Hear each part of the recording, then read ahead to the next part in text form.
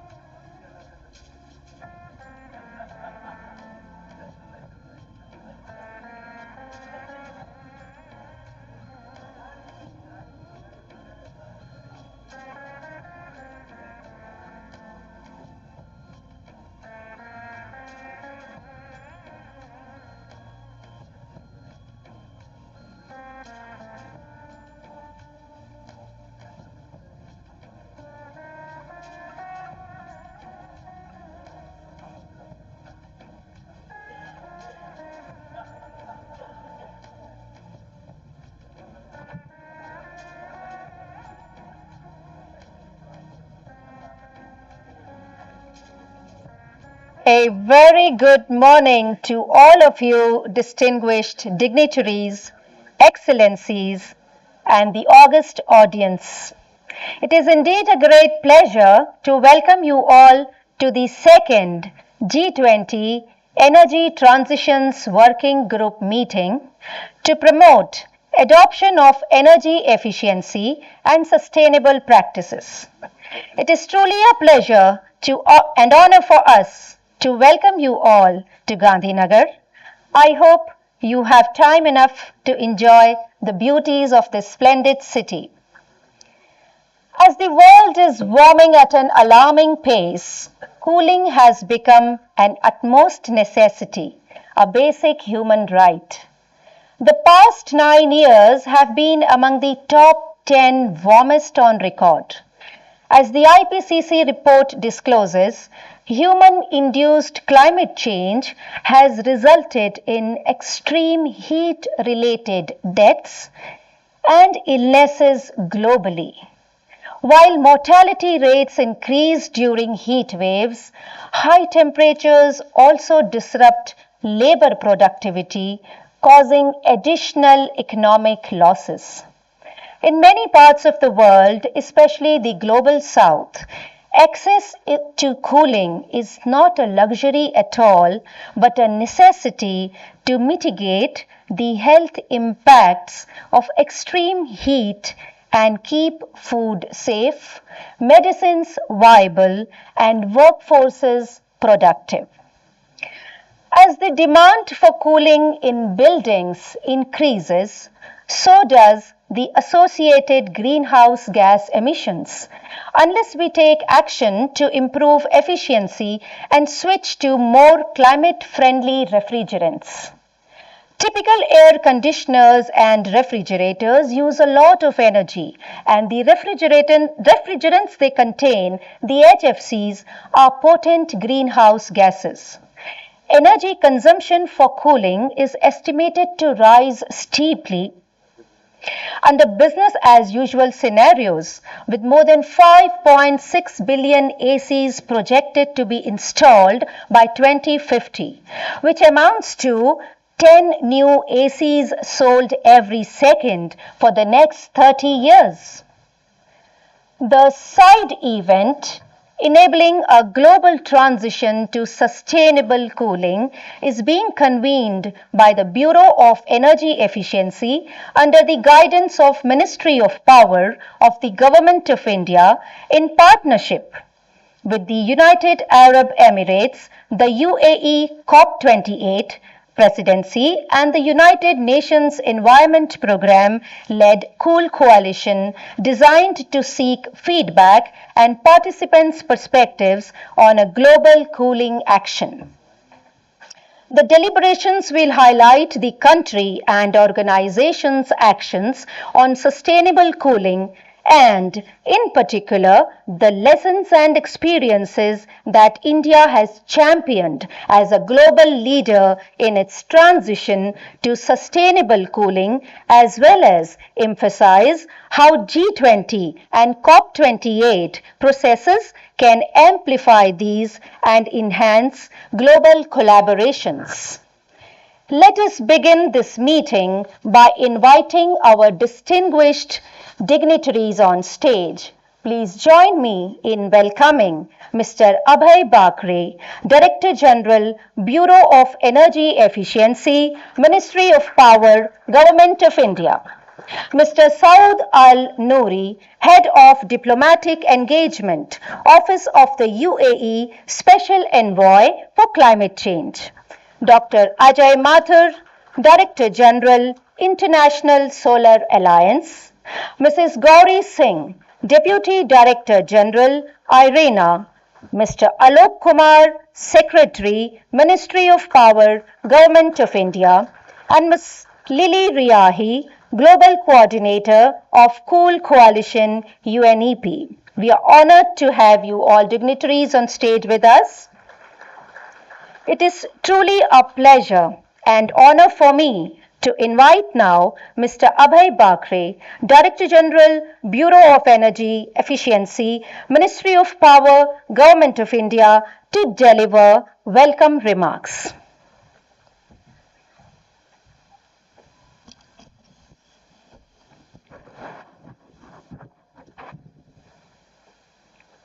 Thank you, ma'am. Respected Shri Alok Kumar, ETWG Chair and Secretary Ministry of Power, Government of India, Dr. Ajay Mathur, Director General ISA, Ma'am Goring Singh, DDG IRENA, Mr. Saeed Al Nouri, Special Envoy UAE, Lily Rai from UNEP Coal Coalition, other officials from ETWG member countries, invited countries, international organizations, UNEP, EEEE, Bureau, Coal Coalition, and all the delegates and participants who have joined virtually in this event. A very good morning to you all. Let me first thank COP28 Presidency, UNEP Coal Coalition, and all other colleagues for organizing this side event on the track of second ETWG G20 working group meeting here. The objective of this particular side event is basically to take cooling as a sectoral approach and bringing it to a main stage for our overall energy transition plans. And that's why we have organized this side event as part of the second ETWG working group meeting. When we talk about energy transition, we have different approaches. We have different sectors to address. We have different technologies. We have different roadmaps, whether it's a short term, medium term, or long term. But in all these spheres, we talk mostly on a sectoral basis, whether it's industry, buildings, transport, appliances like that.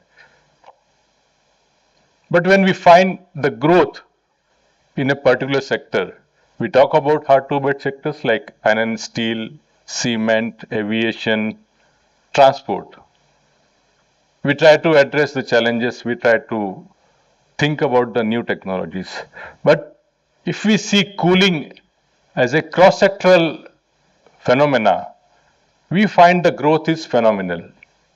And not only that, that in the coming 2-3 decades, especially in the developing economies, as well as on the developed countries talking about the cooling as well as heating, we find it is a completely different approach that we need to adopt.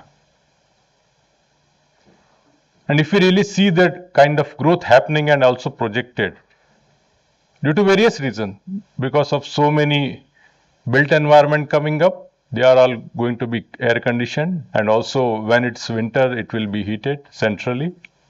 There will be huge aspirations coming up in the different populations, in different societies, civilizations, which will put a very huge demand on the air conditioners for their homes, for their other social institutions, whether it's colleges, universities, restaurants, hospitals, or even hotels.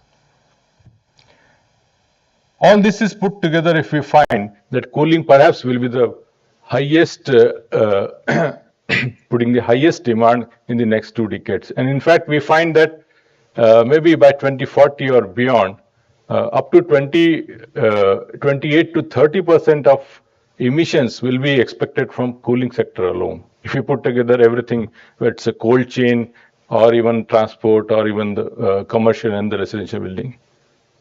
So there is a need that when we talk about energy transition, we cannot ignore cooling as a sector. So if we try to find cooling alone as a complete sector, then we can perhaps address this issue or this challenge of high growth and the possible high levels of emissions in a much more effective manner. And that's why today's discussion is actually oriented, how do we really talk about sustainable cooling? After Kigali Amendment, different countries have come out with their action plans. India also one of the first country to come out with the India Cooling Action Plan, which is quite an impressive document covering the cooling aspect in different sectors, right from transport, buildings and agriculture, cold chain, etc. But the numbers which we have projected in next 2 decades are really alarming. We are expecting about 8 to 10 folds increase in the space cooling requirement, and that will be putting a huge burden on the power demand. If we can't address that kind of growth, then we will have to meet that much additional power capacity, which will be 3 times from what we are using now. Currently, about 120 billion units we are consuming on cooling side, but that will be something around 450 to 500 billion units by 2035 or 37. That will require not only the additional generation capacity, but equally important, the transmission capacity, the distribution capacity, and all kinds of other switch gears and control systems. One more issue is that mostly the cooling is also leading to the peak demand. So that means whatever cooling requirement is being added, in India it is projected it will go from current levels of about 100 to 120 million TR to up to 900 to 950 million TRs in next 15 to 20 years. In most of the cases when it is defining the peak demand, so that means the peak load or the peak power demand will also get affected, and that will be enhanced by that much ratio. So the best possible approach is to actually talk about the sustainable cooling. Try to get the most efficient cooling systems. Try to go for the most advanced technologies which can offer reduced load, both in terms of active as well as in a passive manner. And we will also need to educate the consumers, the users, the occupants of different buildings and institutions to actually have their behavioral change. In India, we have given and also promoted the use of the setting temperature between 24 to 25 degrees. And that has really worked. It is giving a lot of overall savings in terms of energy utilization. So this kind of behavioral change will also benefit. We can have passive cooling, something like building designs through conservation code like that. So there are different policies available. In India, we are going through effective implementation of India Cooling Action Plan. But I am sure this is one area where international cooperation is going to be very valuable and meaningful. And that's why for today's discussion, we will actually look forward from different countries, their experts and delegates. How do we really collaborate internationally to make sure that cooling demand, which is going to rise very high, how can we convert this into a sustainable cooling and make sure our energy transition approach is optimized without compromising the cooling aspirations of the consumers and the people, but how can we actually optimize the demand and address the energy transition as a final objective. Once again, BE is thankful for UNEP and all the partners here for organizing this side event. I look forward for a very fruitful discussion. Thank you so much. Thank you very much, sir, for your enlightening welcome address and highlighting the importance of sustainable cooling. I now invite Mr. Saud Al Nouri, Head of Diplomatic Engagement, Office of the UAE, Special Envoy for Climate Change, as we cast the spotlight on cooling and the Global Cooling Pledge.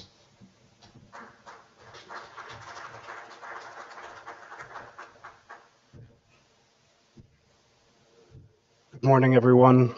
Thank you, Mr. Habib Bakri and Mr. Alok Kumar and all distinguished colleagues on the panel with me. It's truly a pleasure and honor to be with you here today. I wanted to extend a special thanks to the Indian presidency of the G20 as well. And I'm also very thankful for India and the Cool Coalition for their leadership on the topic of cooling and helping us connect the G20, COP28, and the Clean Energy Ministerial and Mission Innovation processes. If you have ever been to our region in the part during the summer, which honestly I don't recommend that you do, I would think twice. But I'm joking. Please do come visit whenever you can. You would immediately notice that cooling is an existential issue. We are in a part of the world that has cooling demand 365 days of the year, and our region is warming at a pace that's twice the global rate. We know for years that cooling is not just a mitigation issue, and not only an adaptation matter as well, but a matter of climate justice, with heat disappropriately impacting lower income and families.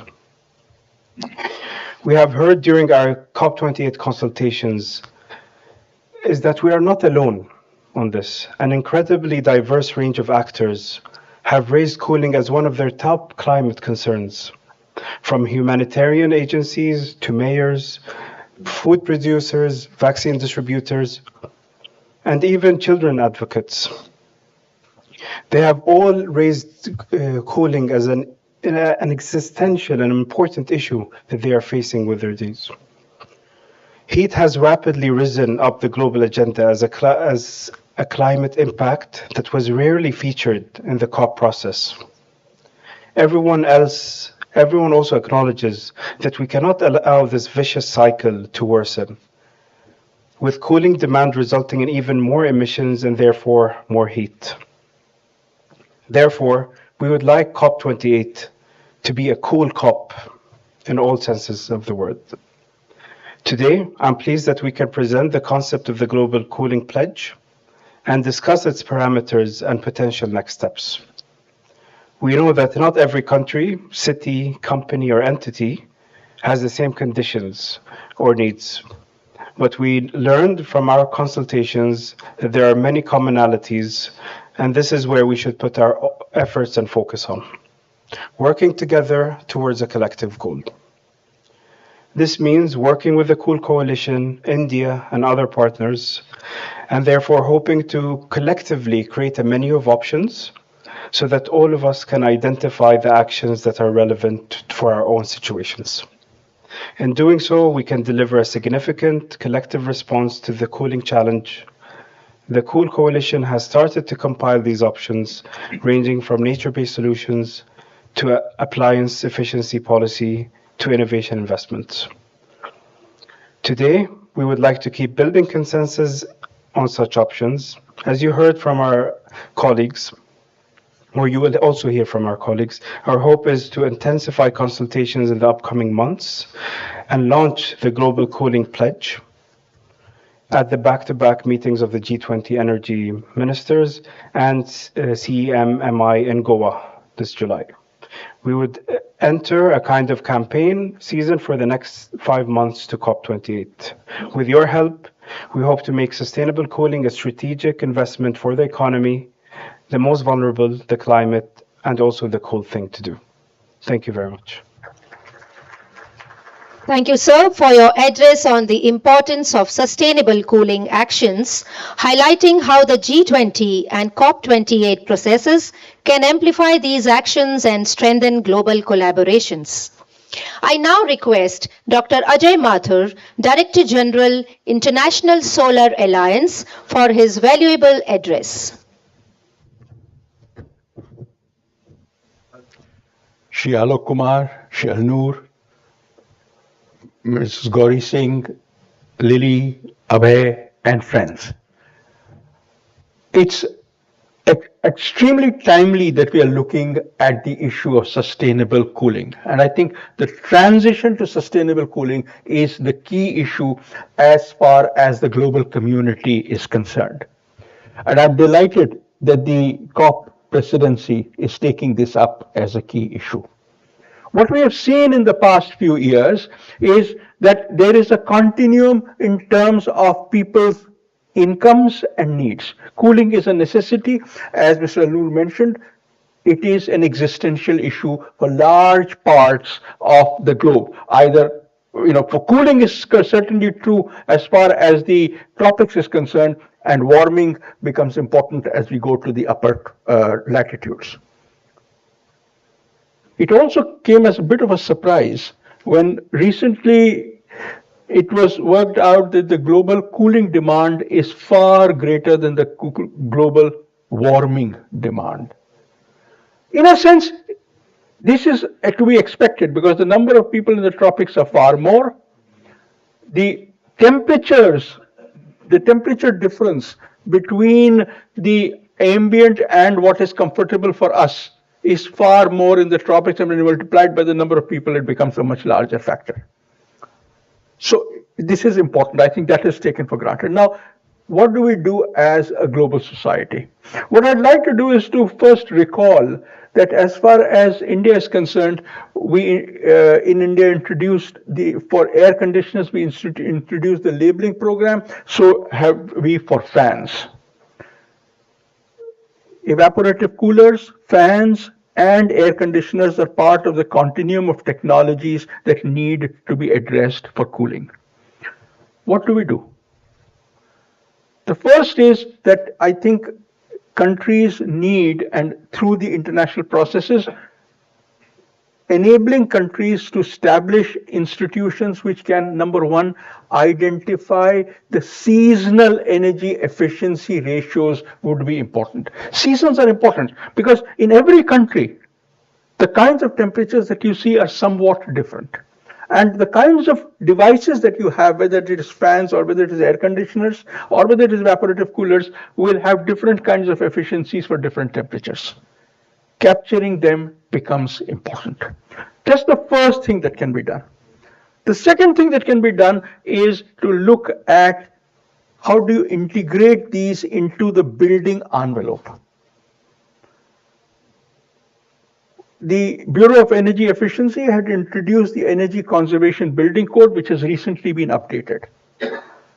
Integrating cooling into the Energy Conservation Building Code, into the building codes, is important. And consequently, the institutions like BEE can help in making this connection happen. Let me give you an example. I think it is very important to note that as people's incomes increase, they move from fans to air coolers to air conditioners. Many a times while living in the same house. This makes it important that we enable ventilation. Unfortunately, the urban design process has not yet brought in ventilation to as detailed a need as there is. It is mentioned, but if I ask an architect what are the kinds of rules that you will do, there's often a blank. So we draw on, in a sense, mother's recipes, that you do it in that the windows, opposite windows are open so that air flows through them, right?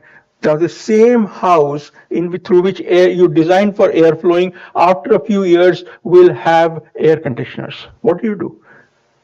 It is important, therefore, that windows are made so that they are energy efficient.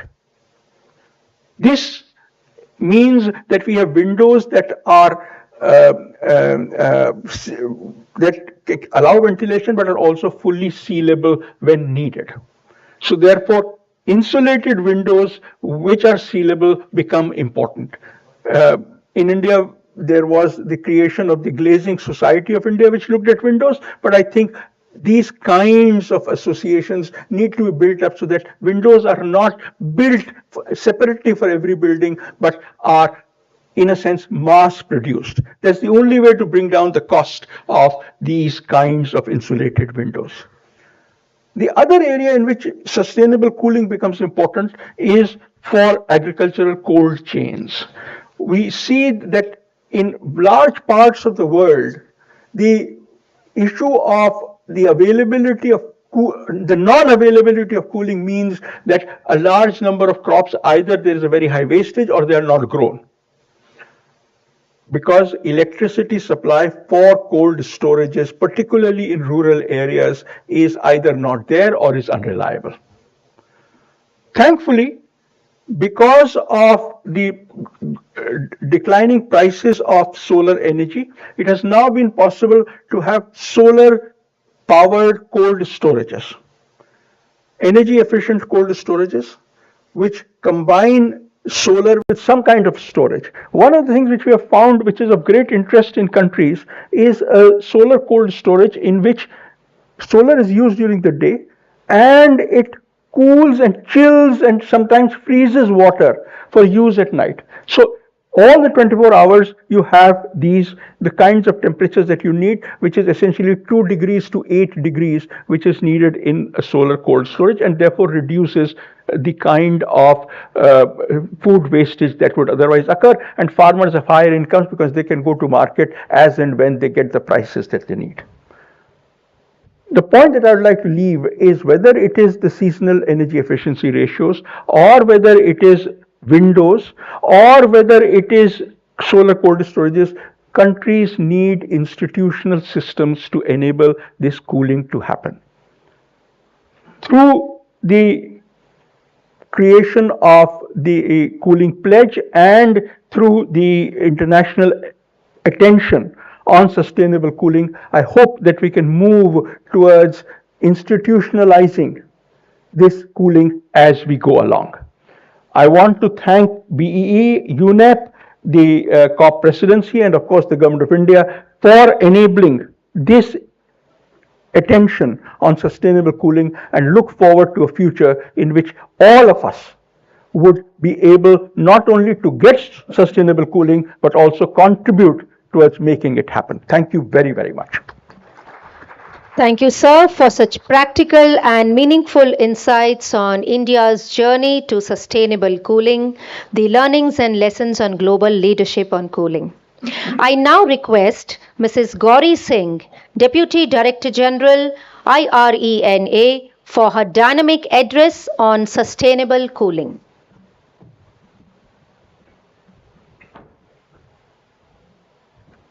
Good morning.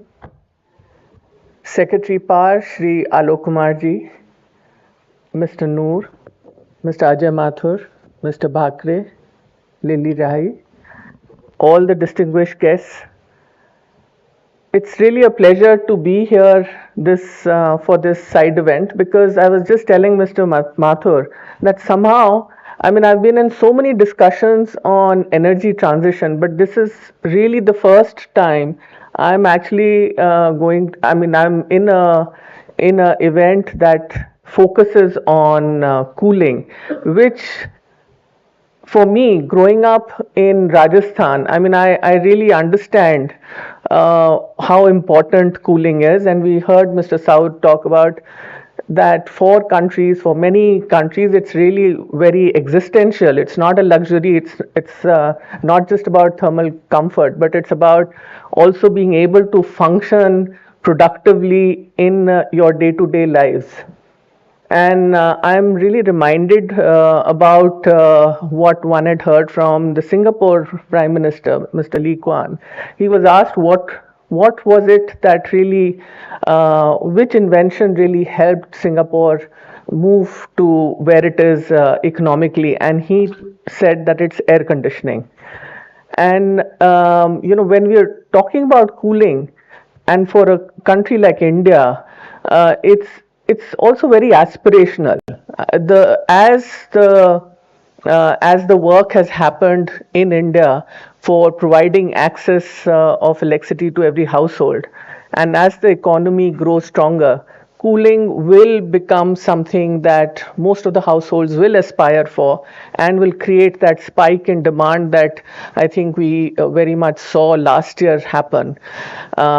And this is something that we will see in many other developing countries also, as their economies grow stronger. I think for IRENA to be part of this discussion, I think it's extremely valuable, because sustainable cooling, whether it's getting the cooling from the grid, and how the grid gets powered, and hopefully it'll get more and more powered by renewable energy as we move along with the higher electrification that we will see in the economies, but also off-grid solutions become extremely important. And Mr. Ajay Mathur was talking about the agriculture value chain, and the very, very important aspect of how cooling in the agriculture value chain can actually bring much more income to the farmers. And this is something that we've seen in our work on in countries in Africa, where this is clearly a big demand that's emerging, along with the other demands on the access to electricity.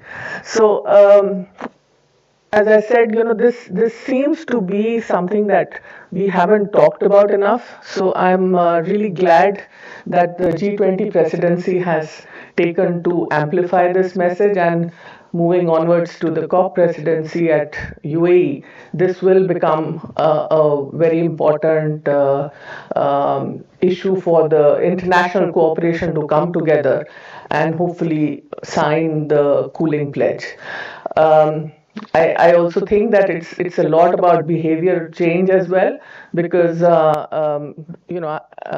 you do need to bring in the aspect of how regulations and guidelines can actually move the population to behave in a particular way, whether it's regarding the air conditioning, and we also heard about that.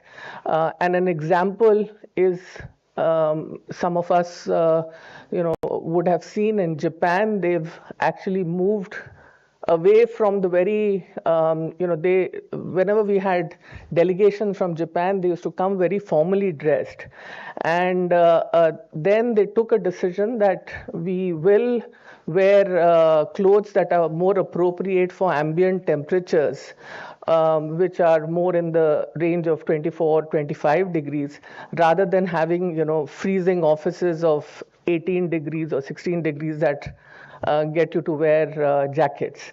So these are the kind of changes that, if they're taken at an international level, with international cooperation and catalyzing behavior changes, they can really have a huge impact. So I just want to end by saying that this is definitely a sector that's going to see a huge increase in demand for electricity. It's very important that the demand that goes up is not met by increase in usage of fossil fuels, and it can be done sustainably, and it can be managed. So I think all those elements need to be thought about, and as a sectoral approach, I think it's extremely important to have this on top of the agenda, especially for the tropical countries. And I'm so glad that it's now finding that kind of attention. Thank you so much. Thank you very much, dear ma'am, for your wise words of wisdom. Ladies and gentlemen, join me now in welcoming Mr. Alok Kumar, Secretary, Ministry of Power, Government of India, for his thoughtful address.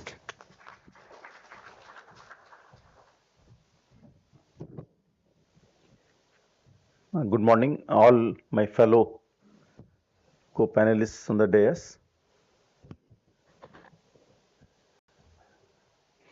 I'm very happy to be speaking at this side event. And let me start with congratulating Bureau of Energy Efficiency for organizing this side event on this very important topic in association with UNEP, the Cool Coalition, and also the COP28 presidency, Saudi Arabia, UAE. A lot of things have been spoken about the importance of cooling and data and growth and everything. I see that the statistics which has been shared this morning with us about the demand it's going to create for energy in the coming years is going to be a key challenge for meeting our pledges for the carbon neutrality by 50 or 60 or 70. Because if I have heard you correctly, that if it is going to require around, say, 1/4 or even 30% of energy requirement and emissions, it means it will be not possible to meet our targets and goals, to achieve our goals, unless until we handle this challenge of the cooling demand. I also see it as a big opportunity because when we were working out the action plan for the pledge we have taken for reducing our emissions by 1 billion tons of carbon dioxide per annum by 2030, not per annum, by 2030, we realized that a lot of efforts are required in various sectors, subsectors. You have to work around various technologies. So the work required is huge and the gains are sometimes very nominal small when you draw the metrics. But I see that cooling demand is a big opportunity because it's only one set of technology. If we handle that technology efficiently and effectively, the gains are huge. So we need to pay more attention to this area of, say, the sustainable cooling, and it's a big opportunity for the whole global community, and that's why the G20 presidency of India has paid this attention, and we are organizing this side event. There are two views have come from my previous speakers. Cooling need on one extreme is the existential and other is the aspirational. I see it in between somewhere. We have been existing, and unless until it's a very extreme heat, we can still survive with some precautions, remaining inside door and maybe with coolers or even fan. And other is the aspirational of course, the one which requires everybody, when your income increases, first thing you want to buy an AC or a car because that is the status symbol and also comfort. I see it's a more of a developmental need because there are some countries were developed, some number of countries are developing, and if you see the segments, in offices it increases productivity. Everybody knows those. It's a part of development. In terms of our food management in homes, it's also productivity. When the lady of the house starts working, she's not available for cooking every meal fresh in the house. So you cook your meal and then you need to store it so that it is available for number of times, number of days. So you have to keep it in a refrigerator. You buy fridge. For again development, for making our healthcare systems robust, and we need this cold chain for our vaccines and medicines. And of course, for having a proper rest and proper energy, to need, say, cooling when you rest in the home in the end of the day, during the night. So I see it as a developmental need, and we have to approach it that way. Because sometimes you are talking of some pledge. I think there is a proposal. We will definitely say look at it and we will give our comments. But it brings the whole climate change negotiations that how do you see cooling? So if you see the cooling demand side or the supply side or the efficiency side, I see the demand side of cooling, the need, the growth in the cooling should be taken in a positive way because it's a developmental need. We should not see that, okay, so many of developing countries will need so much of cooling, it's a threat. No, because it's their right to develop. And that is what this Paris Agreement also said, this is the common but differentiated responsibilities. So when we talk of cooling, let us not attack too much on the growing demand. It will grow, but we have to talk about how to meet it efficiently. That is the approach we need. So that's why I say when we talk of the cooling pledge, let us not have a separate targets or separate thing because every country has factored into its NDCs. Like India has declared its upgraded NDCs in COP26. There is a target for an reduction of emission intensity by 45% by 2030 as compared to 2005 levels. It already factors into the all efficiency work we have to do in cooling. Now the gathering here, the team like this, and we should talk of how to achieve those targets rather than talking of separate targets or having so much of concern, too much concern about the demand. That will grow. It's a developmental process. I see it that way. Now, India has taken several actions in area of cooling, efficient cooling. As spoken, we have already a plan in place, the integrated cooling action plan.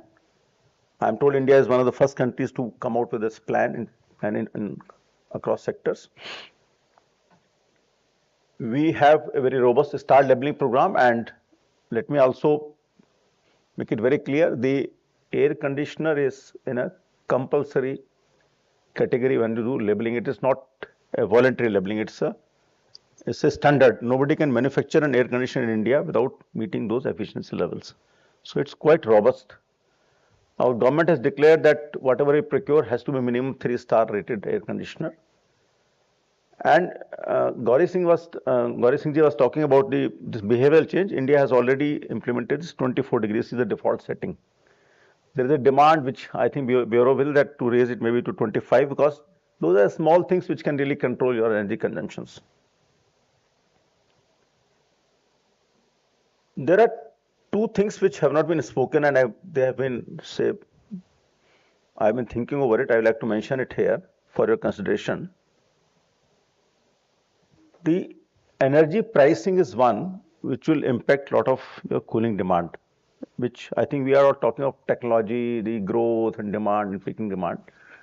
In several countries, the energy prices are not cost reflective. If you see the problems being faced in several countries in Asia, South Asia, governments are slow, they don't keep the energy prices cost reflective. I'm telling you, whatever you may do, pledges and your efficiency, your technology, the key to the controlling the cooling demand will be your keeping your energy prices cost reflective. There will be poor people because in every society. So we need to promote and talk more about the better targeting of subsidies. Nobody is saying that you raise the prices for the poor people. But giving subsidy to a household which is using air conditioner, I think that is sheer cheap politics, and I think sheer negligence. Then you ultimately end up a lot of disruptions, pressure on your budgets, and all your economic collapse and all. So as a group, we should talk more about the cost reflective energy pricing. Second similar thing is because I am power secretary, this is not the top of mind, the time of day tariff. Say when you do pricing, also do the time of day tariff so that you can manage your demand better. Otherwise, it will avoid a lot of peaking capacities to be built in, and those peaking capacities are not easy to build. They get into locking into such assets which are either coal based or gas based and all. So TOD tariffs are very, very important for pushing industries to flatten out their demand, to shift their demand, which can save a lot of peaking system load on power supply, energy supply and all. So those were the few things I wanted to share this morning with you, and this is a good opportunity because at least in India, most of the building stock is yet to be built. Most of the air conditioners are yet to be manufactured. So this is a very right time and good opportunity that we talk about the best possible efficiency and bringing down the cost. So we have to work for both, making the efficient air conditioners cheaper and keeping the energy prices cost effective and realistic for the consumers, and also behavioral change. Our Prime Minister has given a call for the life mission, the lifestyle for environment. Very small example. You don't need to run your AC for whole of the 8 hours you sleep. Except some very extreme days, maybe 7, 8, 9, 10 days in a year, you can do with maybe 2 hours of air conditioner, then you give a break, then you run. So if you talk more about it and about the consciousness, awareness about your environmental impact on the cooling, then things will fall into place. Thank you very much. Thank you. Thank you, sir, for such wonderful practical words as you opined sustainable cooling as a multi-purpose tool, highlighting the lessons learned and the need for global leadership in cooling from an Indian perspective. And I, for one, promise that I'll fix my AC at 26 now on. We are grateful to each one of you, distinguished speakers, for your words of enlightenment. And now, I request the very charming Miss Lily Riahi, Global Coordinator of Cool Coalition UNEP, to convey the vote of thanks.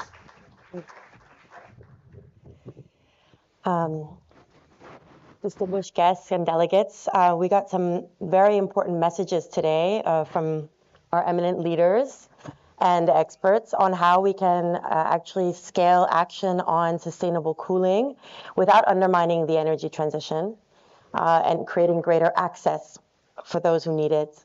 I'd like to take this moment to thank our distinguished guests, starting with Sri Alok Kumar, Secretary of Ministry of Power, for sharing for giving us this opportunity to speak about sustainable cooling in the context of the G20, and for your insight on how we can actually take international collaboration forward on cooling. We very much look forward to taking the key points we've raised on the pledge, on also the importance of looking at this from a demand efficiency perspective, and also incorporating costs into the deliberations on collective action on cooling. I think we have a golden opportunity this year with India as a global champion of cooling, as we've highlighted, with many of the policies already being taken forward, and as the host of G20, to build worldwide momentum around the messages you've raised today towards COP28. I'd also like to thank Ms. Gauri Singh, Deputy Director General of IRENA, for her remarks today. I think we really understood that no one actor is going to be able to take action on cooling alone. It's really going to have to be a multi-sector, multi-ministry approach, as you highlighted, behavioral change, cold agricultural sector, and also looking at, of course, renewable energy. So thank you for your remarks. I'd like to then also thank Dr. Ajay Mathur, Director General of the International Solar Alliance, for your remarks. I think it was very important to hear that cooling demand is now greater than global heating demand. I think that was a very important point. And to hear about the journey that India has taken in really connecting, looking more at connecting cooling into building codes, passive building design, urban design, and also the importance of bringing solar into the agricultural cold chain. Thank you for that. Mr. Suad Al-Nouri, Head of Diplomatic Engagement of the UAE Special Envoy for Climate Change. We're very much looking forward to working with you to make COP28 a cool COP, and we thank you so much for taking this leadership and raising cooling on the global political agenda. And last but not least, thank you so much, wholeheartedly, Mr. Abu Bakr, for your leadership, for putting this event on the agenda, and for really highlighting to us that cooling is key to the energy transition and to the achievement of a resilient and clean power grid. So we're really grateful to you. And of course, thank you to all of the participants here today for joining us. We look forward to taking forward the inputs that we heard in the opening in the deliberations in the two roundtables today. So thank you very much. With that, we'd like to close the session.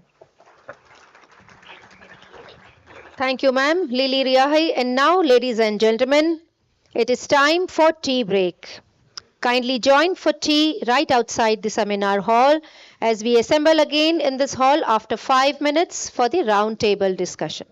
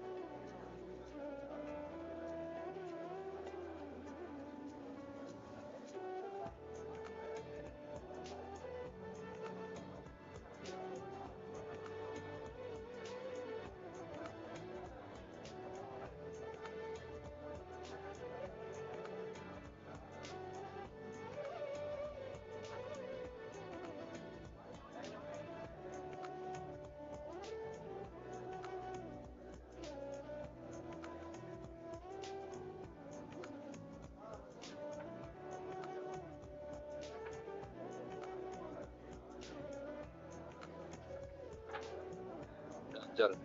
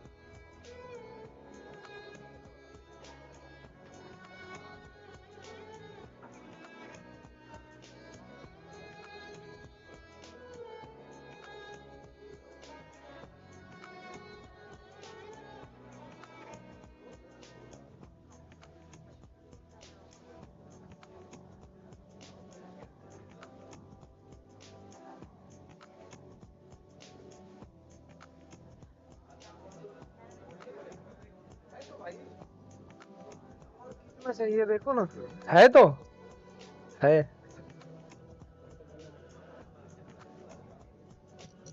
है बराबर।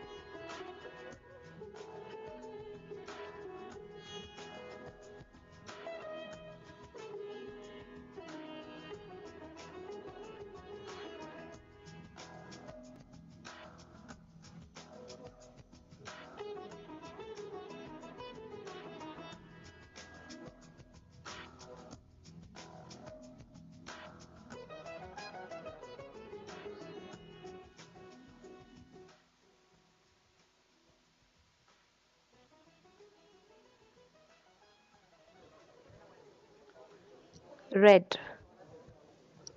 Mute.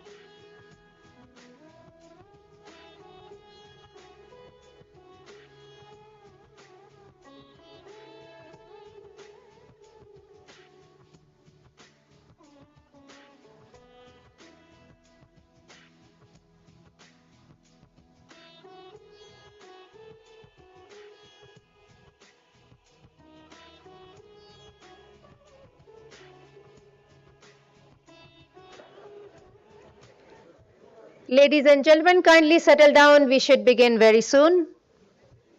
Welcome back after the tea break. As we proceed to the roundtable discussion on the Global Cooling Pledge and Road to COP28. The following session will be kick-started with a few framing remarks with the G20 and invited countries on how to raise ambition for sustainable cooling. This session will most likely conclude by 11:45 a.m., after which we will have a second round table showcasing India's leadership on cooling with CSOs and industry. I now call upon Mr. Rehma Al Shamsi, Senior Specialist, COP28, UAE Presidency, to the podium and deliver his presentation. Sir.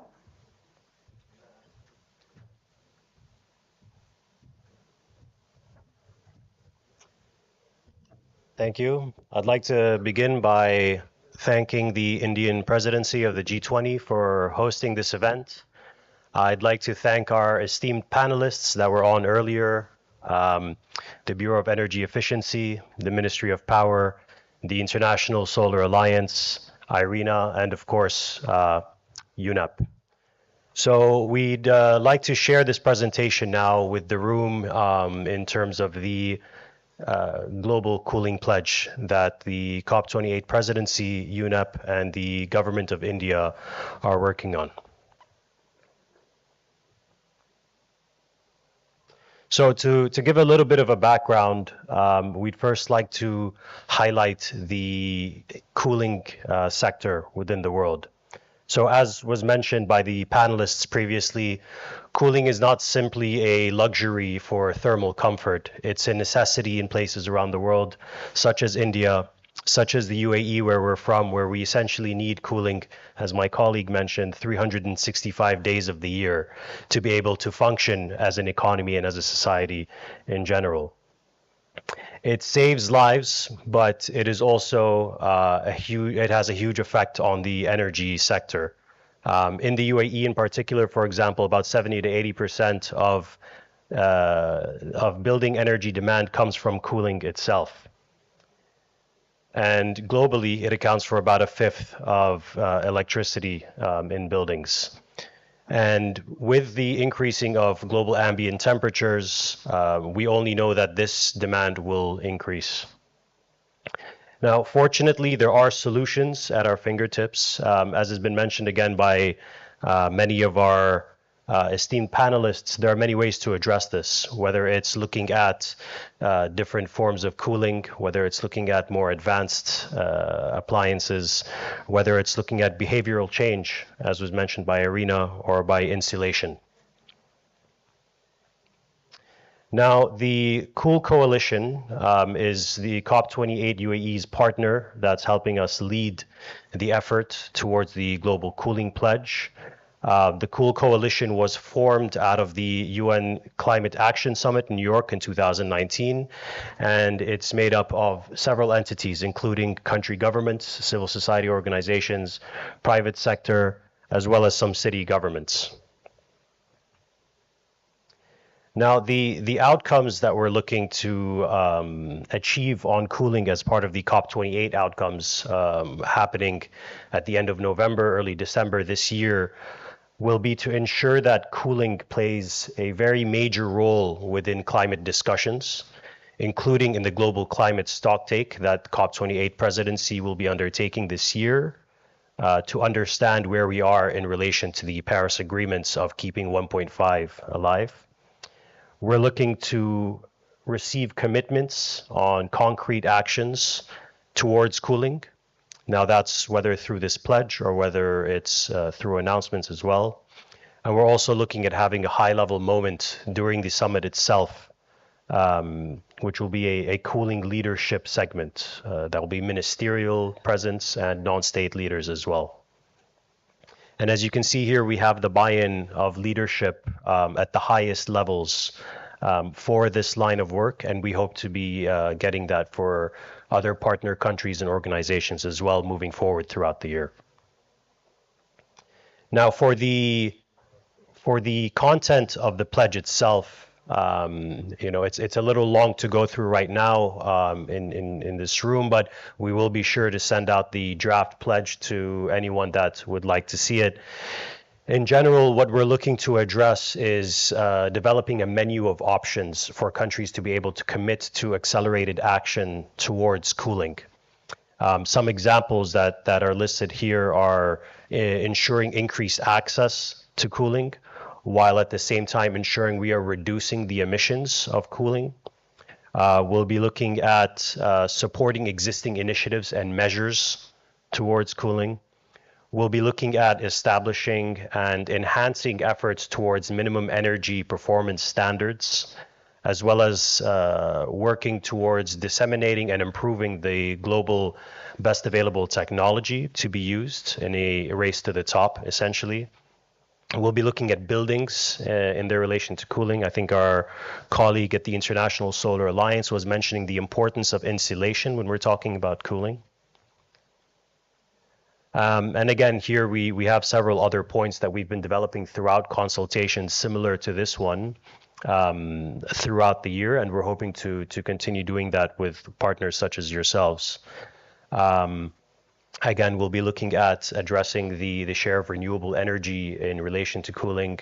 The net zero cooling report developed by the Cool Coalition and other partners has shown that if we invest now in sustainable cooling, we can essentially avoid $3.5 trillion in investments for renewable energy between now and 2050. That's a huge number, and it really shows the importance of the subject that we're discussing today. And again, we'll be looking at several different ways to address this, whether it's looking at coolants with lower global warming potential, whether it's looking at nature-based solutions, etc. And again, we also want to highlight that we're not only talking about cooling in terms of domestic cooling. Cooling also has implications and effects on other sectors, such as the food sector, the health sector. When we're talking about cold chain, I think the latest numbers have shown that the amount of food lost due to insufficient cooling would be enough to feed the world's hungry. So that's about 1 billion people that can be fed just by avoiding food wastage due to insufficient cooling. So in essence, again, there's a lot of these points. I'll let you read them yourselves through the slide, but again, we'll be sending out this draft and we'll be hoping to get feedback as much as we can from everybody throughout the year in order to have something prepared by July. Now, again, as I mentioned, we're looking at conducting a lot of these consultations. Here are some photos of previous examples. I'm sure there are some people you could recognize in these photos. We have Ms. Singh from IRENA as well in a previous session. Yeah. So this is essentially our roadmap. As you can see, we've already conducted quite a few of the consultations. Sorry. So we are currently here at Gandhinagar, 2nd of April. So we've already conducted a few of the consultations. We're hoping to conduct a few more moving forward. Sorry, the clicker is acting up. So our plan essentially is to conduct these consultations between now and the Clean Energy Ministerial.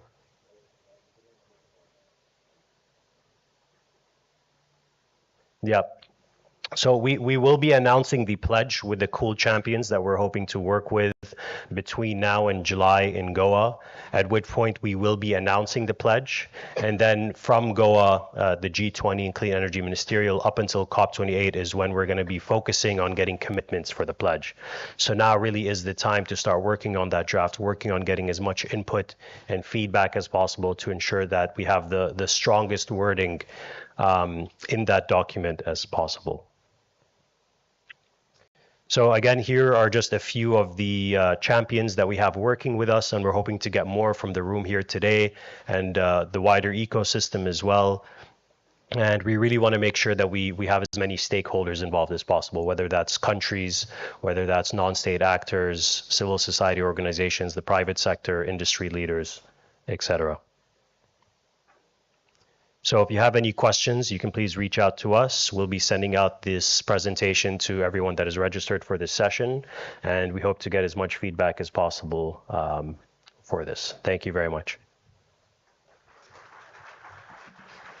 Thank you, sir, for your presentation on the UAE presidency's vision for greater ambition in sustainable cooling at COP28 and on the status of the global cooling pledge and the momentum towards COP.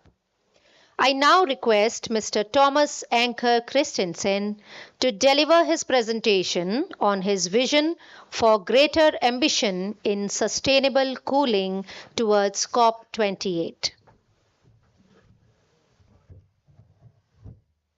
Thank you very much. I'm here representing the cool champion from Denmark, Minister Dan Jorgensen. You saw his picture in the photos, and thank you very much for inviting us to be here to share a few thoughts with you. Denmark was part of the coalition of countries that with UNEP and other partners launched the Cooling Coalition in 2019 at the Secretary General Summit. We have been working diligently on advancing the cool proposition, and we're very happy that it's all now coming together under the leadership of India as G20 presidency and the UAE as the incoming president of the COP28. We heard the challenge from the incoming COP presidency. Cooling is the second fastest growing use of electricity and will have tripled by 2050. There are 10 new cooling appliances sold every second, according to the IEA. And tackling cooling really requires a multi-pronged approach, from energy performance standards to building codes to efficient and renewable cold chains. Nature-based solutions are required to reduce the need for cooling in the first place, but energy efficiency and renewable energy must go hand in hand. And I think as G20 delegates, we were yesterday invited to visit Gift City here in Gandhinagar, and that was a really, really impressive example of what India is doing in this space. And in Gift City, we also witnessed the use of district cooling, which is a new approach to cooling. And in my country, we have all our big cities are heated with district heating, but clearly in India and warmer shores, district cooling might also be a very efficient way of distributing cold by also reducing the number of air conditioners in individual households and having access to a joint facility that lowers energy use and actually is a much more efficient way of producing cold and in colder climates heat. And it's that kind of multi-stakeholder approach to tackle the cooling challenge that we hope can really come into fore in Dubai, where the agenda that the Emirates is presenting to us is really, really ambitious. The global cooling pledge that we just saw really could drive this agenda, and the events that we have in the calendar leading there, including the G20 Ministerial and the Clean Energy Ministerial, will provide unique opportunities to ramp up action on sustainable cooling. And if I may add a suggestion to the calendar, we saw the impact that the Kigali Amendment to the Montreal Protocol is believed to have, and even with that amendment, we will still be tripling cooling by 2050. There are 147 countries that have ratified the Kigali Amendment, so it's not universally ratified yet. And maybe we could add that to the agenda for the rest of the year to drive that ratification to a full ratification by all parties to the Montreal Protocol. That would be an impressive addition to the action this year.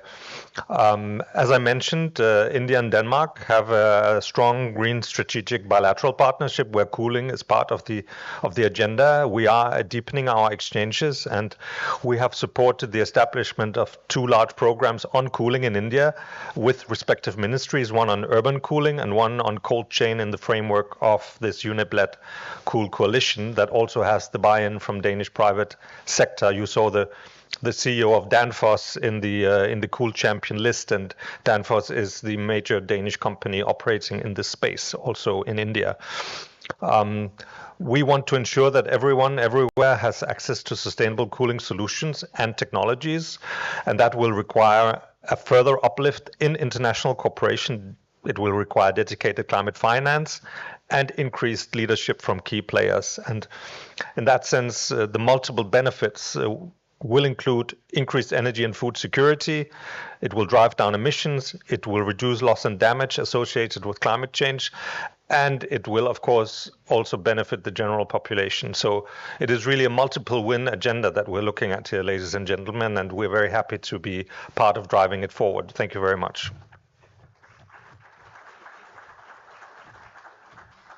Thank you, Sir Thomas Anker Christensen. And now I hand over the floor and the session to Ms. Lily Riahi, Global Coordinator of Cool Coalition UNEP, and Mr. Arijit Sengupta, Director BEE, Bureau of Energy Efficiency, to open the G20 and invited countries moderated discussion.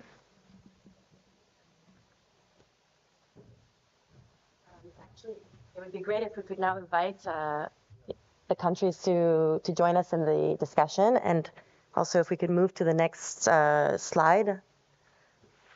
So the next session we'll look at getting inputs from invited country guests on G20 countries on both the pledge and also on what actions we need to take to scale up sustainable cooling, and how we can harness the G20 and COP28 processes to strengthen collaboration. So I see that everyone has joined us. I think we're just missing colleagues from Japan, please.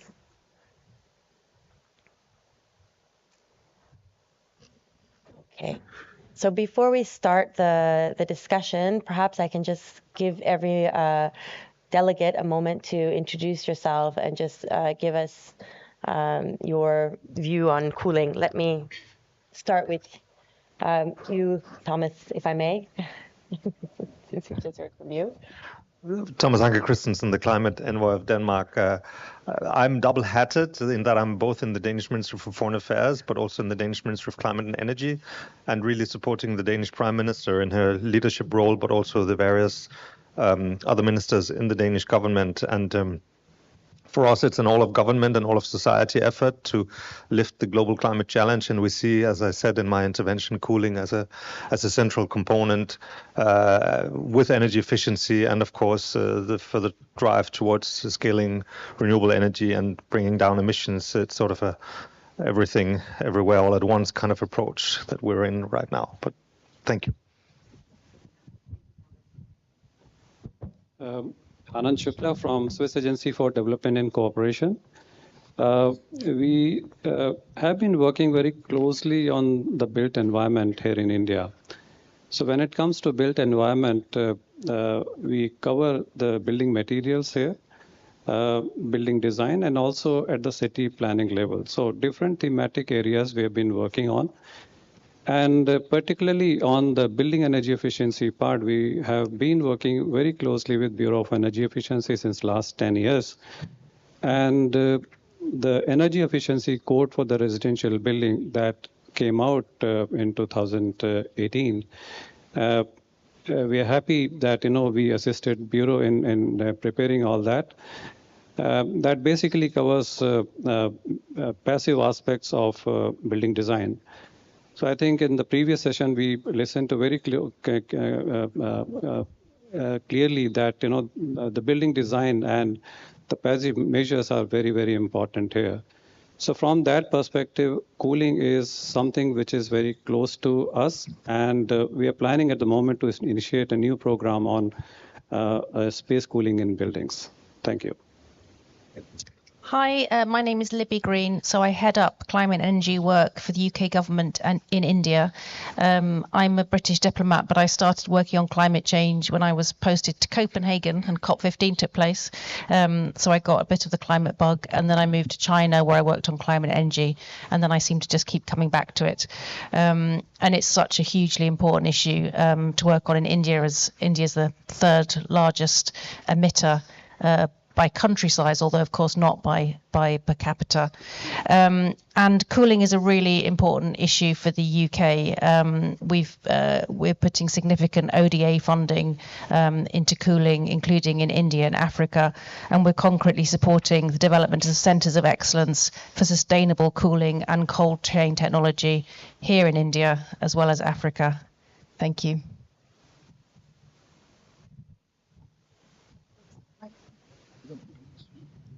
No, thank you very much. Okay, I'm Tebe Mamakoko. I'm from South Africa in the Ministry of Mineral Resources and Energy. And I just want to just share a few things with regards to this. From South Africa, cooling is embedded in our national energy efficiency strategy. It's not a big, well, it is an important issue, but not as big as in other countries, necessarily because we are focusing on households and also electric heating aspects.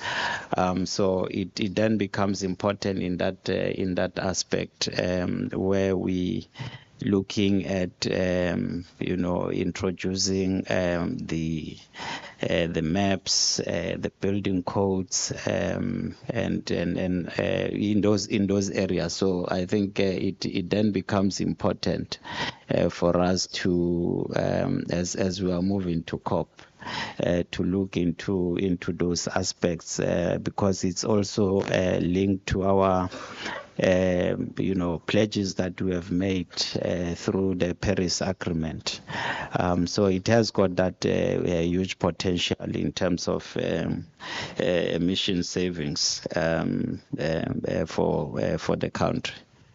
So I'll pause here for now. Thank you very much. Thank you so much for inviting me. This is Takuma Otake from the Ministry of Economy and Trade and Industry of Japan. And our energy, as you know, Japan is a very small, tiny island country with almost no natural resources. So our energy policy begins with, starting from the energy conservation every time. So as you know, we have invested in many, money on developing saving energy technologies, and we will continue to, contribute to deliver it all over the world and saving energy. And we very welcome that nowadays, not only focusing on energy efficiency technology, but also focusing on the kind of behavioral things. As a mom, as I mentioned, that we have started cool with actions. That is encourage serious Japanese business person like me to remove our jacket and ties in summertime and set the AC on 26 or 27 degrees and for saving energy from the cooling. So we are very welcome such kind of actions for saving energy all over the world. So and we would like to contribute to facilitate such kind of discussion by sharing many experiences in these areas. Thank you so much. Yeah, thank you all of you for your introductions. So, and of course, we are privileged to have all of you in this panel today. So we have a few set of guiding questions we have prepared for the panel. I think everyone can see it in their respective screens.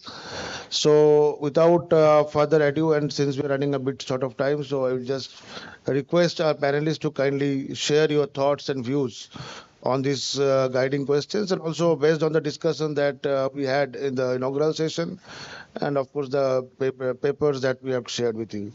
So can we start from you, Thomas?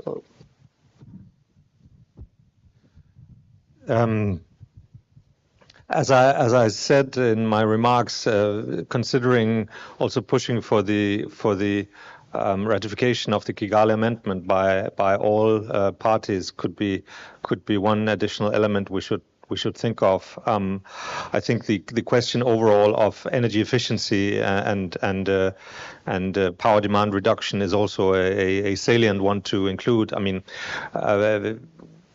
we could see in Europe last year with the energy crisis that we faced, that by encouraging people to scale down their energy use, we actually we had a 20% reduction in the use of energy and of gas without any sort of major regulatory interventions, simply by encouraging people to change their behavior, and that sort of shows the flexibility of people at large. If you explain to them why they need to change their energy behavior, they are actually ready to do so. So having that behavioral element also as part of a cooling push could be very helpful as well. Thank you. Well, as I said in the beginning, our core is the built environment, and from our experience, what we would like to say is develop an understanding of the local context. When I say local context, it's basically the mapping exercise, the heat mapping exercise. I think that's the first element, because if you have a sound basis with data and simulations carried out, that gives you the flavor of what should be done here, whether it is building or the cold chains or type of building materials. And if I look at the main elements that are mentioned in the pledge, I think all these elements are already mentioned. It also adds to the nature-based solutions. I think in the previous session we listened to that. And all that will come through the international cooperation. I think all these elements are highlighted, and when it comes to implementation, the states and the city authorities has a major role to implement anything. You know, you design at the national level the policies, but when it comes to the implementation, so the trainings, capacity building exercise becomes the core of it. Then comes the financing part, because if I compare with other programs here in the country, you know, you need funding for that. You know, you have policies, you have training programs, but to implement those policies, I think you need funding for that. That's the core of it, I would say. There are many other elements, but I think that's the macro level I can say here, the elements covered in the pledge. Thanks. Thanks. Yeah, so very interesting questions. I think we've got a really great opportunity this year with India as president of G20 and also hosting Mission Innovation and the SEM. And I think it'll be really interesting to see how we making the most of that those joint meetings in July in Goa. So in terms of process, I'm really interested to see how that works and how much we can push the cooling agenda. And the UK will be very keen to be involved as we co-lead the heat and cooling innovation community at Mission Innovation. And then in terms of substance, again, I think learning from India, Prime Minister Modi's LIFE initiative can teach us a lot on behavioural change and the kind of theory of nudge theory. I also, when I visited Japan, was very impressed by the Cool Biz initiative. So just thinking about how we can integrate Mission Life with this pledge would also be great. I'm really sorry. I have to go and give an intervention in the other panel. Sorry.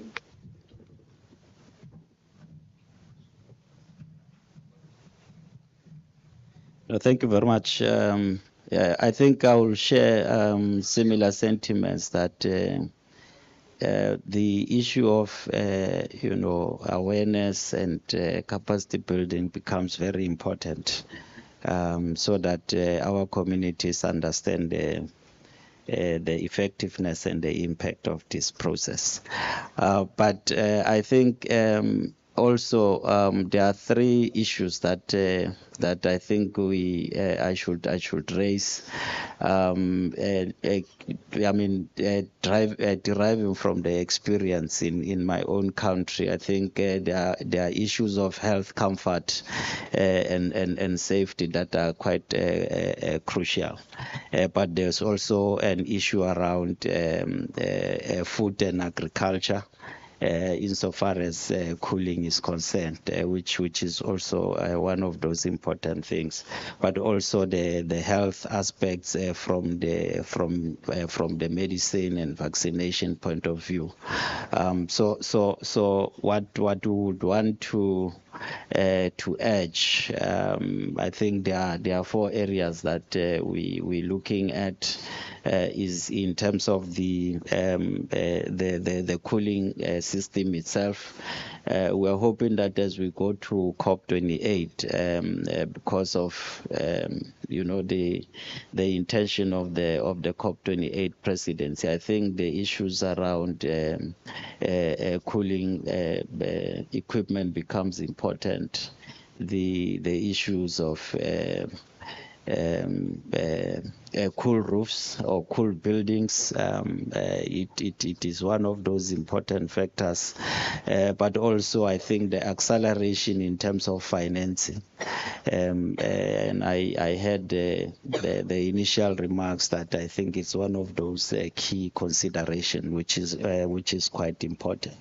And as part of those that are part of the Kigali amendment, so I think the issue of circular economy is one of those important aspects in terms of how do you deal with the issues of waste, but also the intervention in terms of recycling facilities. So I think those are the critical points that would want to raise, and we hope that they will get traction as we consider these issues that are being asked for input. Thank you very much. Thank you so much. Thank you so much for preparing great agendas. And I just quickly has a response to all.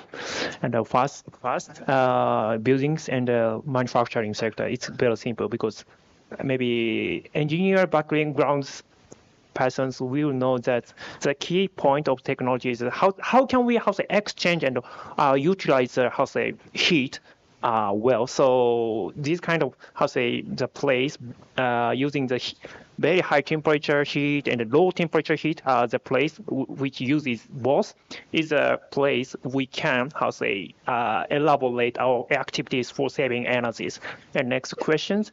I'm not so sure that we can make the target sufficient because reference point maybe is very critical for us because we are continuing so long time. So if the setting point is maybe 2022, it is so tough to reduce emission from that moment. So we hope that that kind of criteria should be very fair for and the next point, maybe there are various potential, but we are very appreciate that Indian initiatives are focusing on energy efficiency. The saving energy is one first priority energy sources.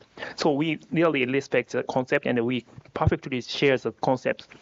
And the final point, maybe similar. So and very similar. So we really appreciate it for focusing on saving energy technology because from our perspective, it is more efficient for putting money on saving energy, technologies in this moment than the putting on money on renewable. So of course, renewable is also very important. So we need to approach both, but we for sure we need to focus on saving energy sector after any more. So thank you so much. Okay, thank you so much. It's working. Thank you so much for joining us and giving your interventions on our efforts towards cooling in the G20 and the COP28 process.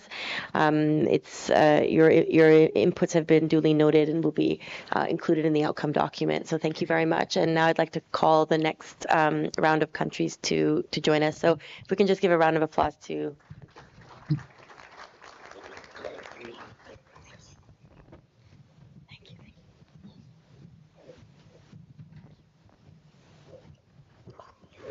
Thank you very much, each one of you. That truly. Call. So I'd like to call the United Arab Emirates to join us. I think Dr. Moza from Ministry of Energy is with us. We also have Singapore, and also Republic of Korea. And I know there was colleagues from Brazil who had intended to join us. They're here.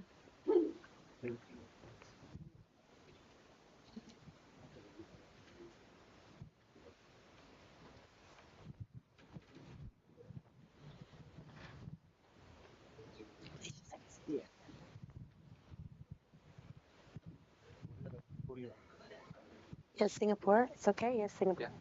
Korea. Yes, this is Korea.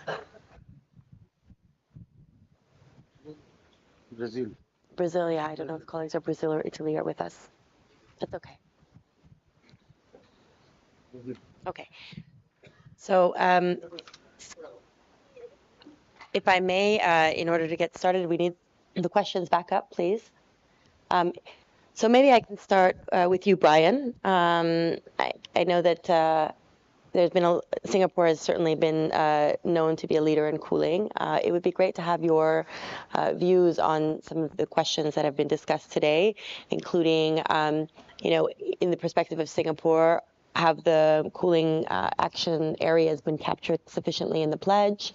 Should there be any additional considerations to the collective target? And how can we best leverage G20 and platform towards the COP28 efforts on cooling? Thank you.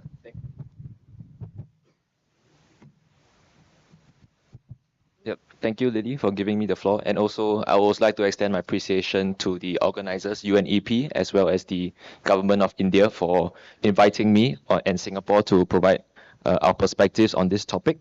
Firstly, I would like to share that Singapore is an island state situated near the equator. Our temperatures average about 28 to 34 degrees Celsius, and as such, cooling is an integral part of our lives. And with the increased energy consumption from cooling, emissions have also risen.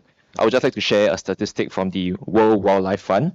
So cooling emissions represent approximately 11.5 of Singapore's greenhouse gas emissions. And cooling is also one of our highest consumption usage for electricity in Singapore. The WWF also estimates that energy demand for cooling will rise from approximately 15.3 terawatt hours today to approximately 25.4 terawatt hours by 2030 as a result of rising global temperatures from climate change and the urban heat island effect in Singapore. And in this regard, it is important that clean cooling solutions will play an increasingly important role for us, especially since we recently announced our net zero emissions pledge by 2050. Singapore has made significant progress in adopting clean cooling solutions, and allow me to share 3 key initiatives. So for one, firstly, we are optimizing cooling design and infrastructure in line with the Singapore Green Plan 2030. Currently, we have implemented the Singapore Green Building Master Plan, which sets 3 targets to support our sustainability ambitions, including an 80% improvement in energy efficiency for best-in-class green buildings by 2030. And on design, we have been increasing the provision of greenery and piloting the use of cool paint on building facades to moderate the rise in urban heat. In addition to that, JTC Corporation and the Building and Construction Authority, which are 2 government agencies in Singapore, have also piloted the use of cool materials in industrial buildings and education institutions to absorb less heat and decrease surrounding air temperature. Secondly, we are promoting the adoption of innovative solutions. So under the Cooling Singapore 2.0 program, Singapore is developing a digital urban climate twin to help identify the key sources of UHI effect to guide our strategies, including the planning of buildings and neighborhoods. And thirdly, we have been raising energy performance standards for buildings and cooling equipment, such as air conditioners and refrigerators. These are mandated by the Building Construction Authority as well as the National Environment Agency. So as you can see, it's an area which is cross-cutting across multiple government agencies in Singapore. In addition to these efforts, as mentioned earlier, because of the multiple agencies involved in this effort, we have formed an interagency cooling solutions work group to facilitate the adoption of clean cooling solutions with net economic and carbon benefits. The work group comprises agencies from various sectors such as climate change, energy, buildings, and environment, which allows a comprehensive sharing of expertise in evaluating quantitative and qualitative aspects of various cooling solutions in the market today. I hope some of these initiatives done by the Singapore government will help to offer useful perspectives and inputs to the discussions later on today. Thank you. Absolutely. Thank you so much. Now, if I may hand over to you on giving us the views from the Korean perspective and also very much a leader on cooling. Okay.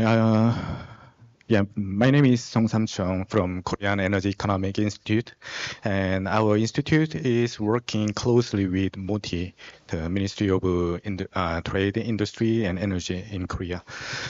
And first of all, it's very honor for me to participating in such a meaningful event as a panel. And actually, I was supposed to attend this meeting in the round table as with you and just to listen all the presentation and interventions. But last night at the dinner table, I was asked to attend as a panel by Lily, and she worked really hard for preparing this meeting. And recent years, the Korea also has been monitoring the power reserve ratio in almost every day during the summer to preparing for the blackouts. So the cooling is also a big challenges even in Korea. So I believe that from the perspective of international cooperation, it is very important to create and share the innovative business models that could be replicated easily, not only for cooling, but also for overall energy issues that we may face along the transition pathway.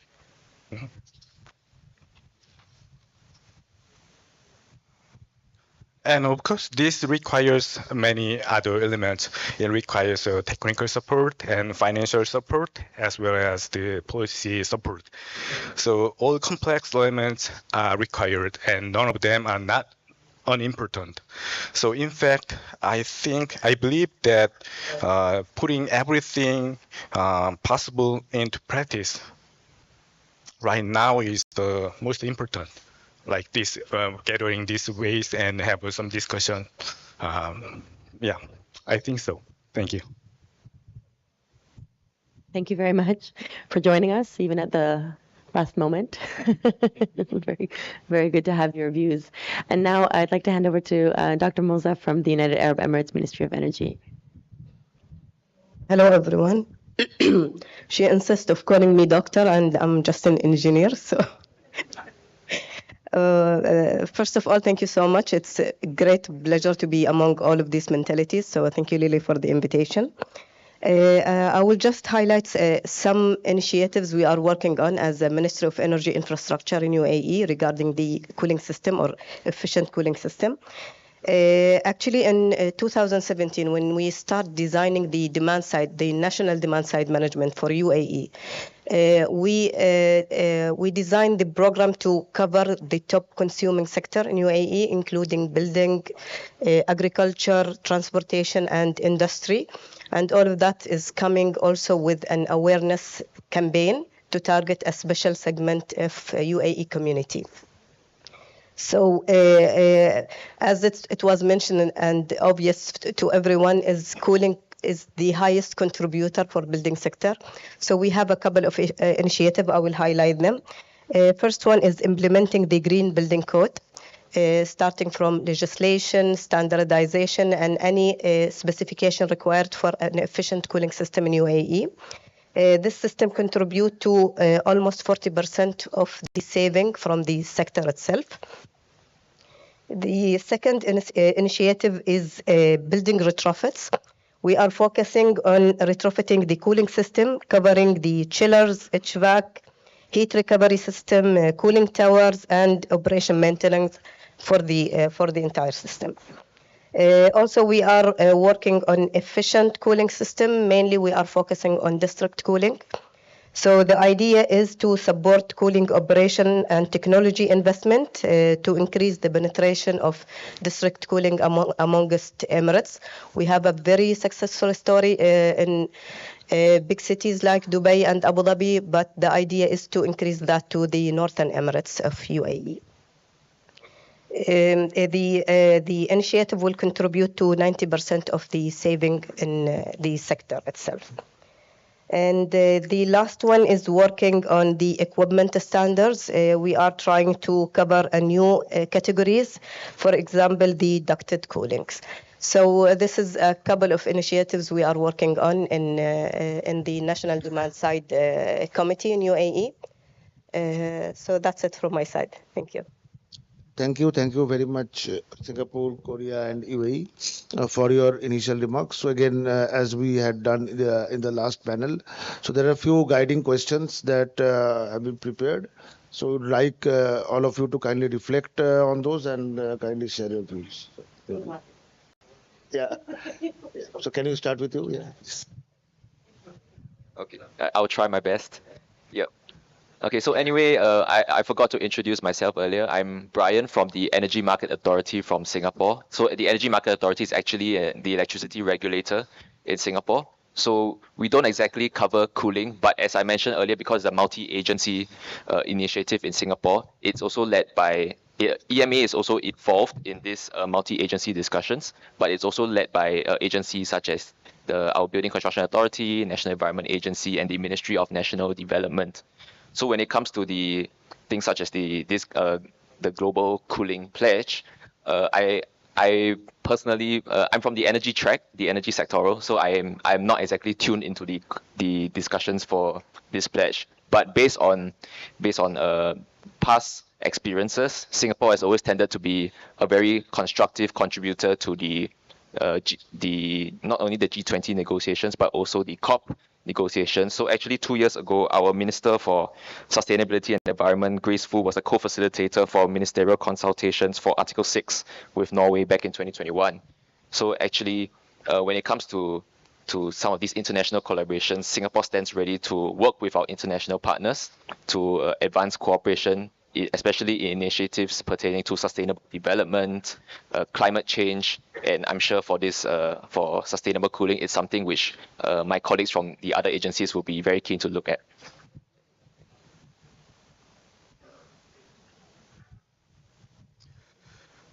Okay, so as I mentioned, I'm working at the Korean Energy Economy Institute. So I attend this meeting on behalf of Moti. And actually, one of my colleagues attended the same meeting 2 weeks ago in the SAM in Brazil. And so, as I mentioned, Korea also is cooling is one of the big challenges in Korea, and Moti also has interested in this sustainable cooling. And so I just work really closely with Moti, and probably next time, because Moti attend the main event now, so but maybe later in the other meetings, Moti also want to attend and then keep going to continue discussions with you, probably. Thank you. Okay, I will keep it short. I think the pledge is very comprehensive, so I wish you all success on this initiative. I think there's a lot of potential in building capacity, bringing a new unified regulation in the future upcoming from this. So, and also engaging the private sector as much as we can to build a financial scheme and incentive program in the future. And maybe one day it will be costly friendly to the community. We are talking about the big systems like district cooling. So that's it from my side. Thank you. Okay, so I think with that, we can thank you so much for your participation and your inputs, which will shape, as I said, the outcome document for this session. And just can say, It's encouraging to hear that so many of the country representatives here have taken many of the actions that are reflected in the pledge and in the actions that we're trying to take forward, well, we being the COP28 presidency team. So thank you for giving us that confidence and for also offering your support to take these international collaboration on this effort forward with us. So again, I'd like to thank our colleagues from Singapore, from Republic of Korea, from the UAE, and also again from our last panel, the United Kingdom, from Denmark, from Switzerland, South Africa, Japan, and of course India. And with that, I'll hand over back to the MC. Thank you.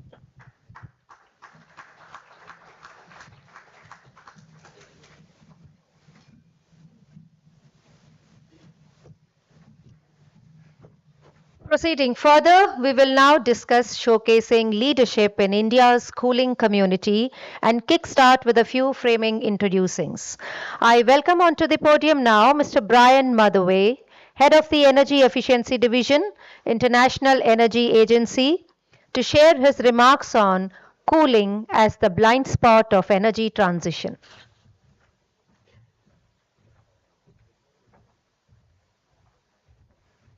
Thank you, Chair. Good afternoon, everybody. Thank you to the host, particular thanks to BE for its leadership in this area, and of course to UNEP and the other partners, and a warm commendation to the COP presidency for its leadership on all of these issues, but also putting cooling front and center. We're delighted to be part of the Cooling Coalition, and our Executive Director, Dr. Biral, is delighted to be a cooling champion and looks forward to continuing that.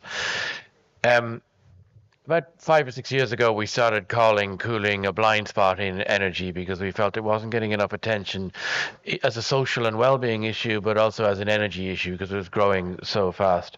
And it continues to grow really quickly around the world because the world is getting hotter.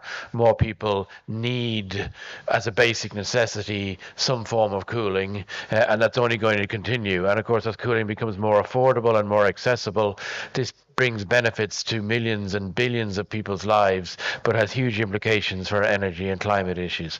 And as we mentioned earlier, our analysis says that between now and 2050, every single second, 10 air conditioners are being bought somewhere around the world.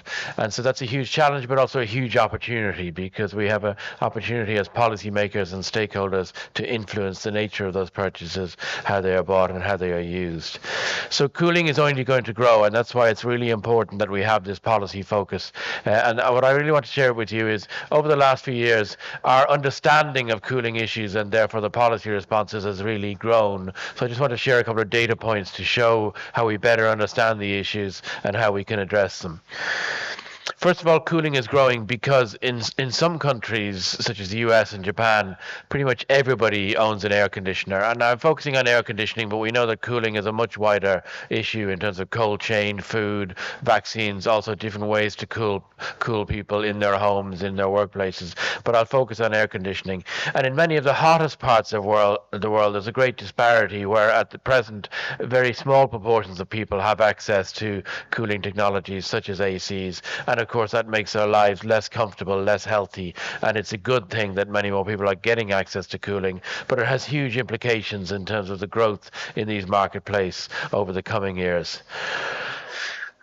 If we get policy right, there's a huge opportunity to deliver cooling to millions of people, but in a way that greatly limits the growth in energy demand and therefore emissions growth.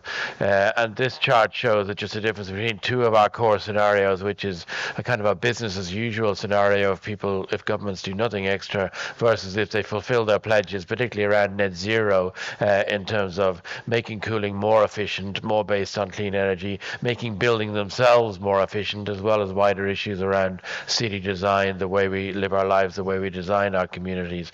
So there's a lot at play here. There's a huge opportunity to become vastly more efficient. And the reason why that opportunity exists is, of those 10 air conditioners bought every second, on average, they're literally half as efficient as they might be. In any given market, in any part of the world, the range of efficiency of air conditioners on sale is really dramatic. It's of a factor of more than 2. And without going into all the details of this chart, just the breadth there shows you the difference between the worst and the best technologies available, and the average sales are much nearer nearer the worst than they are near the best today. So typically, anybody buying an air conditioner right now is buying one of the less efficient models on the market. We can explore why that is around in terms of consumer choices, what they're being offered, what they're being marketed, but also the role of policy here is crucial in terms of the kind of measures that India is leading on, such as standards and labeling, understanding, helping people, both sellers and buyers of air conditioners, pushing them towards the more efficient technologies. And that's where the opportunity lies. What I want to say is, as we explore data here without dwelling on this detail, one thing we're finding when you look in detail of any given market, in this case the example of Vietnam, it's very true, and I think most people would recognize that over the lifetime, a more efficient air conditioner will save you money, because whatever it costs to buy, you will save money running it. But what is also true is the more efficient model is not necessarily the more expensive model to buy. And that's a really crucial point, that in any given market, as you can see from the chart here on the left, lots of these lower dots represent more efficient ACs available on a given market that are actually cheaper to buy than the less efficient, more popular models. So again, policy has a crucial role here in driving manufacturers and retailers towards the more efficient, lower cost technologies, but also driving consumers towards those technologies. A key measure, of course, is minimum performance standards, like we have here in India, like we have in hundreds of countries around the world. You can see the shift towards the right, towards the green bars here, that many more countries are introducing minimum energy performance standards, which are driving the quality and the efficiency of technologies up. But in many cases, they need to be reinforced, they need to be strengthened as technologies get better, but they also need to be properly implemented, enforced, followed up on, monitored and measured. And energy efficiency as a whole, and cooling in particular, raises many challenges around implementation and action on the ground. And that's why policy leadership is so important, and that's why the cooling pledge is so important, because when you have leadership from the top, when you have firm international and national commitment to cooling and other efficiency measures, that's when action really is driven on the ground, and action really can change people's lives for the better, make cooling available to more people, but in ways that don't put excessive stress on energy and climate systems, and leads to a better outcome for everybody. Thank you very much. Thank you very much, sir, Mr. Brian Motherway. I would now like to invite Mr. Sarbajit Pal, Manager of Partnership, Clean Energy, Ministerial Secretariat, to share his views. Good morning, everyone. Good afternoon, sorry. I am Sarbajit, working with the Secretariat of the Clean Energy Ministerial government-to-government platform, bringing together 29 forward-leaning countries voluntarily working together for accelerating the global deployment of clean energy solutions at scale. Before I give my presentation, let me first offer my sincere thanks to the Bureau of Energy Efficiency, Director General Bakre and his team, the Ministry of Power, and the other organizations and partners for this invitation to this very important G20 side event on cooling. From what we have heard during the earlier interventions and the presentation from the International Energy Agency, I don't have to re-emphasize the importance of this key topic. Cooling is an absolutely vital issue to address, and will, without proactive action, become the single largest potential source of energy demand in the coming decades across most of the emerging and developing economies. And while the emphasis needs to be on pushing the boundaries of energy efficiency for cooling technologies, as Brian highlighted, there is a strong and significant difference between the best-in-class technology available versus its penetration in the market. This is where the role of policymaking becomes ever so critical to unlock the deployment of high-efficient cooling solutions, and where international collaboration could enhance the pace of deployment and ensure that it takes place at scale.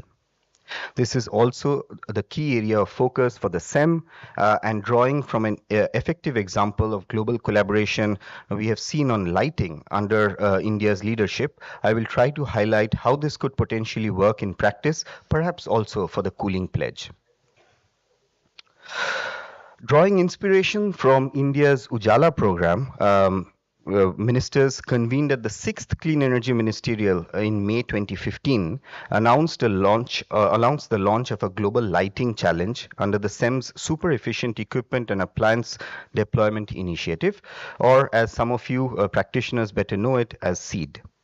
With that confirmation, the Global Lighting Challenge was opened up at COP21 in Paris, welcoming endorsement from countries, support from market enablers, manufacturing companies, commitment from participants, and partner institutions and organizations.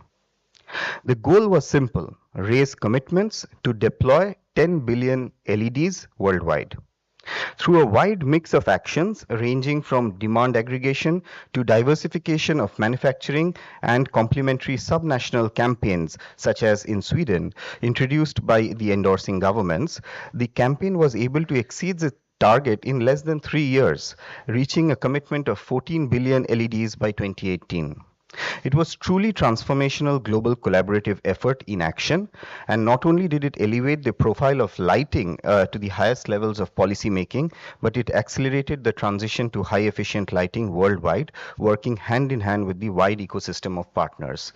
It's quite heartening to see almost all lights in this room and all the venue is all light LEDs. Some key features of this seed campaign on lighting that led to its success were: it had a simple and easy to understand goal that everybody could rally behind. It was from the outset designed to be truly public-private collaboration effort with leadership from governments working closely with industry, large demand aggregators and partner organizations. It was easy to track progress of its deployment, and it benefited from an existing global collaborative platform providing regular supporting analysis and tracking.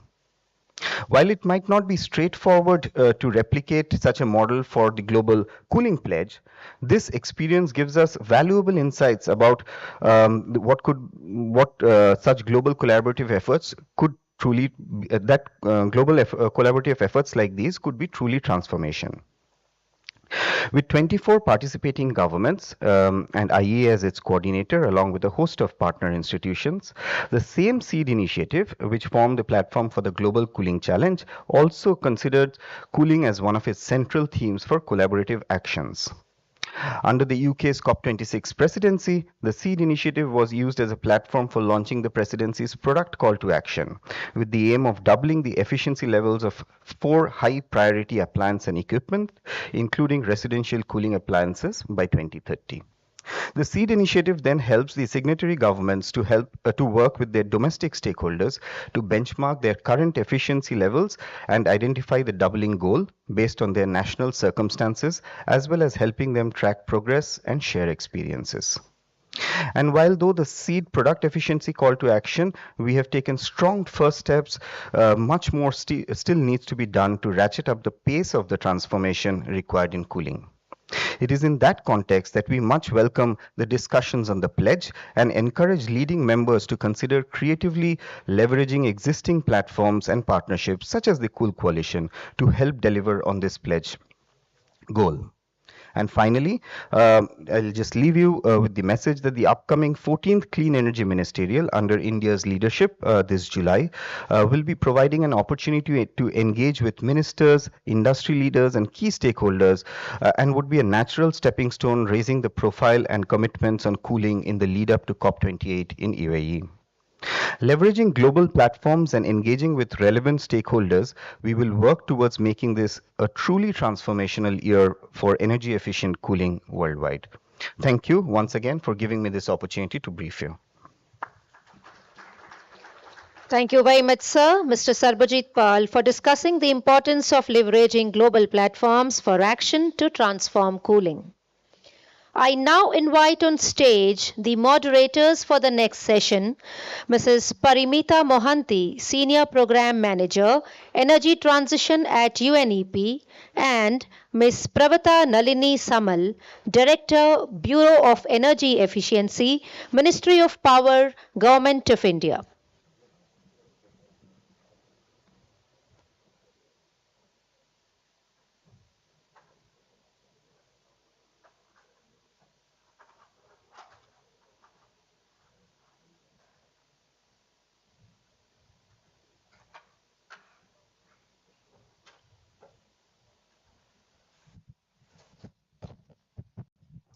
Good afternoon, everyone.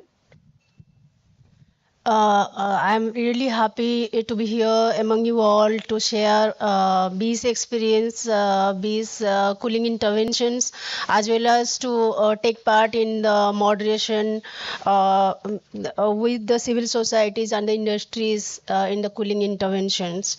So, from the morning, we have been hearing what is the need of cooling interventions and why the world actually stepping towards various cooling interventions to meet the cooling demand of the world.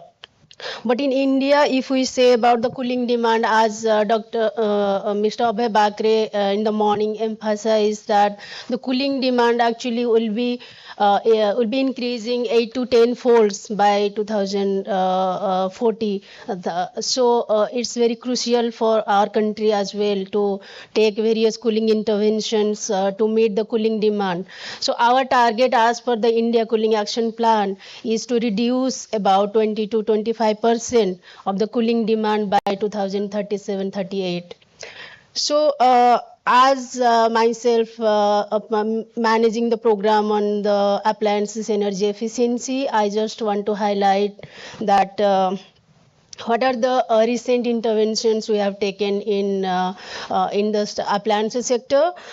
Till now, we have added 34 appliances, out of which 14 appliances we have made mandatory, and the MEPS, the minimum energy performance standard, we have increased the AC to 5. Yes, the fan in India, the fan segment is cannot be ignored because the production, the population of fan is around 41 million. So we have made the fan also mandatory, and we have introduced other segment of the fans like table fan, pedestal fan, and wall-mounted fan as included in the standards and labeling program. We have also made the diffuser and LCAC as the mandatory program for standards and labeling, and we have been working on VG cooler, on the display cabinet, VRF. To introduce under standards and labeling program, and already discussed that 24 degrees centigrade as the default temperature we have implemented in our country. So these are various interventions we have taken under our appliances energy efficiency. We are also working to introduce the standards for the cold chain appliances, and also we are trying to integrate these energy efficient appliances in our energy consumption building code. So these are some of the interventions that we are working upon, but without the support of other stakeholders like industries and other government organizations and civil societies, this will not be possible. So just to have a good discussion on their role in the cooling intervention, so I would like to request my co-moderator to introduce the panelists for a fruitful discussion. Thank you. Pravat Lalini. Good afternoon to everyone. What a day so far. I mean, it is excellent that we have so much of deliberations and discussions, so much of fruitful and forward-looking points.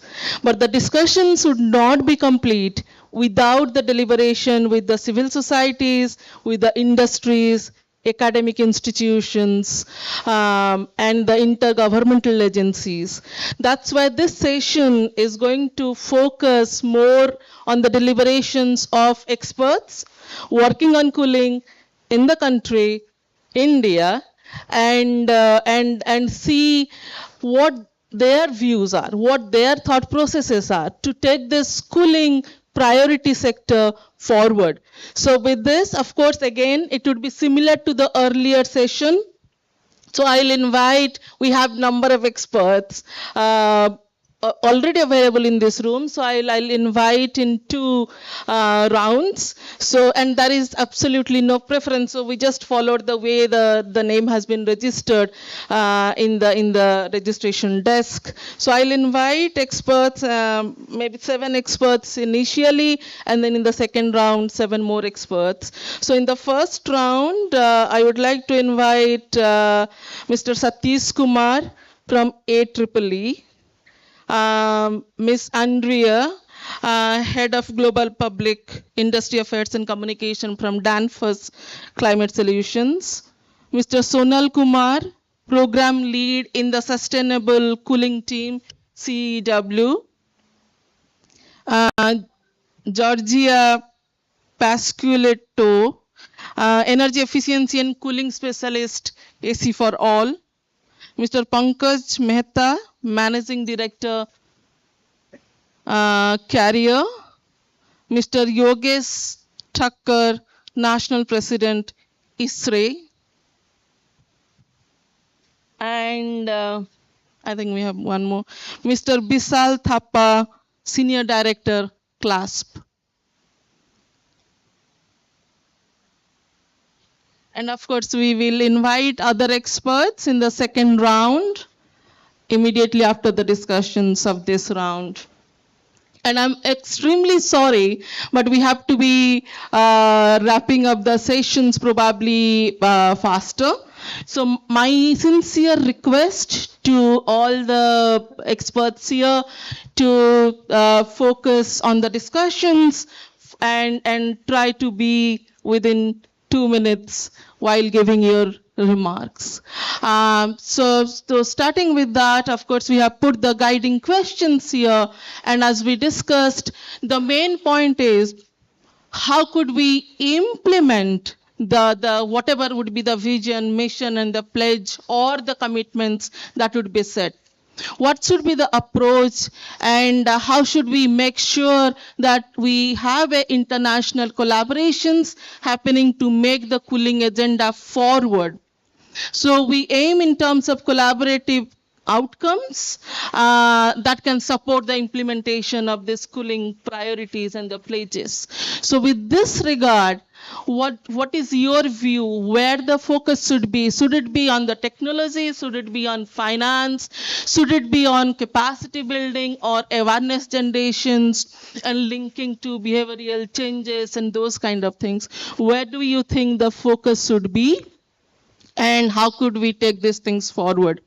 So that would be the main point if we can discuss. So maybe I would start with you, Satish ji. Your view and reactions to this. So 2 minutes may be difficult, but definitely try to keep it short. Thank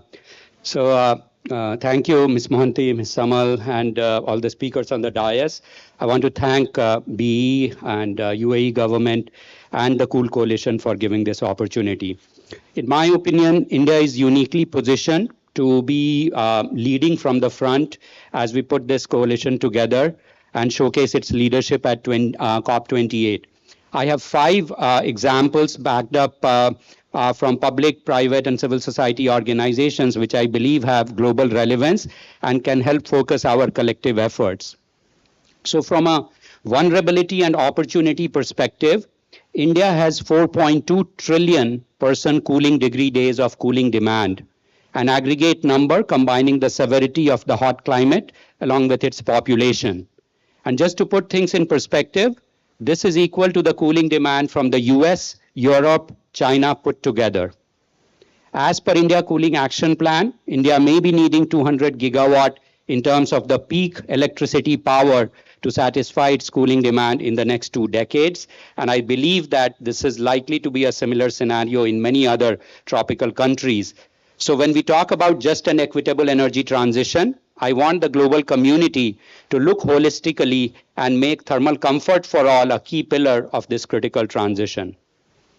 On the second piece, on the policy front, India has led with the development of India Cooling Action Plan under the leadership of Ministry of Environment, Forest and Climate Change and Bureau of Energy Efficiency, and made significant contributions towards developing the National Cooling Action Plan methodology under the Cool Coalition umbrella. Here, AEEE has played a leading role in both of them and ready to contribute even more in future as many global south countries are developing or implementing their national cooling action plans. This presents a clear opportunity to collaborate with other G20 countries and especially those in the global south.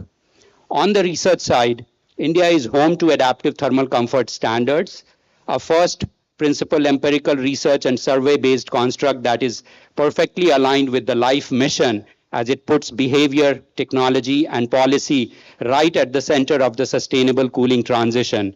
Japan and India examples to issue national directives on set point temperatures are aligned with our physiological requirements and this and to this forward-looking standard. While there are many other initiatives, I would like to highlight a couple of them. How to mainstream district cooling technology, an initiative where AEEE under the guidance of BE and GIZ in partnership with UNEP is helping overcome the challenges and develop an implementation model.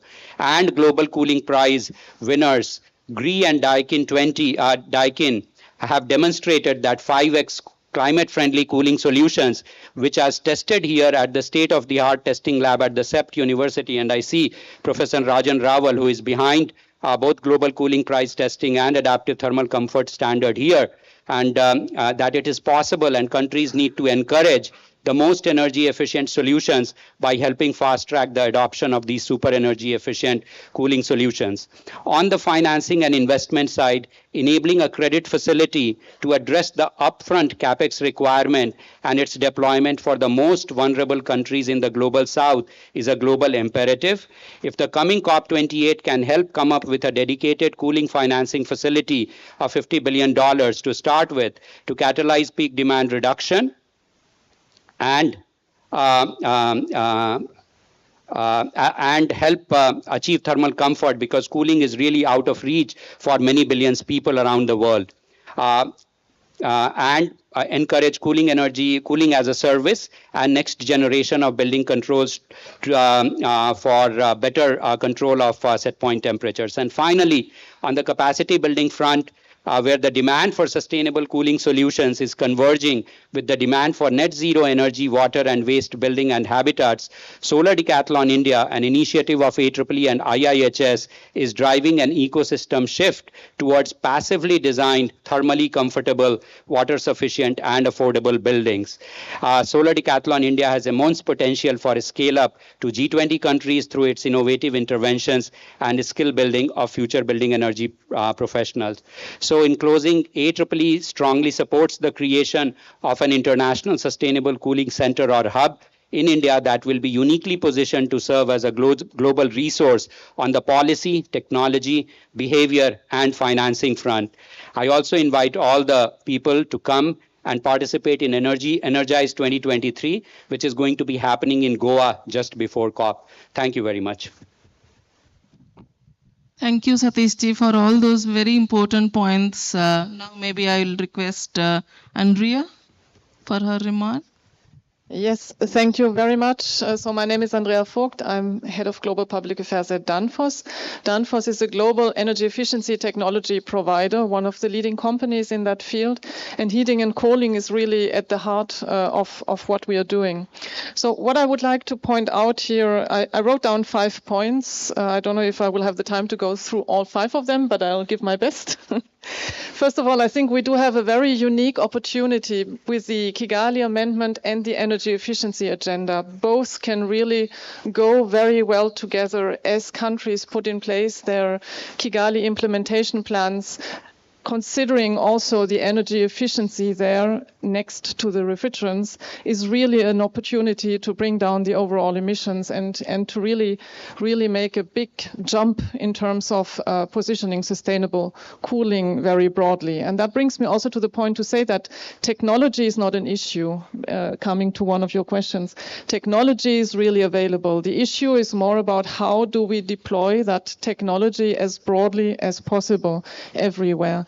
And in that sense, we very much welcome as a company also the lead that India is taking here and the strong stance in terms of the National Cooling Action Plan, but also in terms of these initiatives and also the pledge in view of the G20. So very, very important example also for this part of the world specifically. And then on your questions, what needs to be done, I think what is really important from my perspective at least best is to take a coordinated approach. I'll just take one example of what I saw yesterday. Yesterday we had this opportunity to visit the gift city in here close by, and that was just amazing. It was an amazing example of district cooling, of what it can do, and of the advantages and the benefits it brings.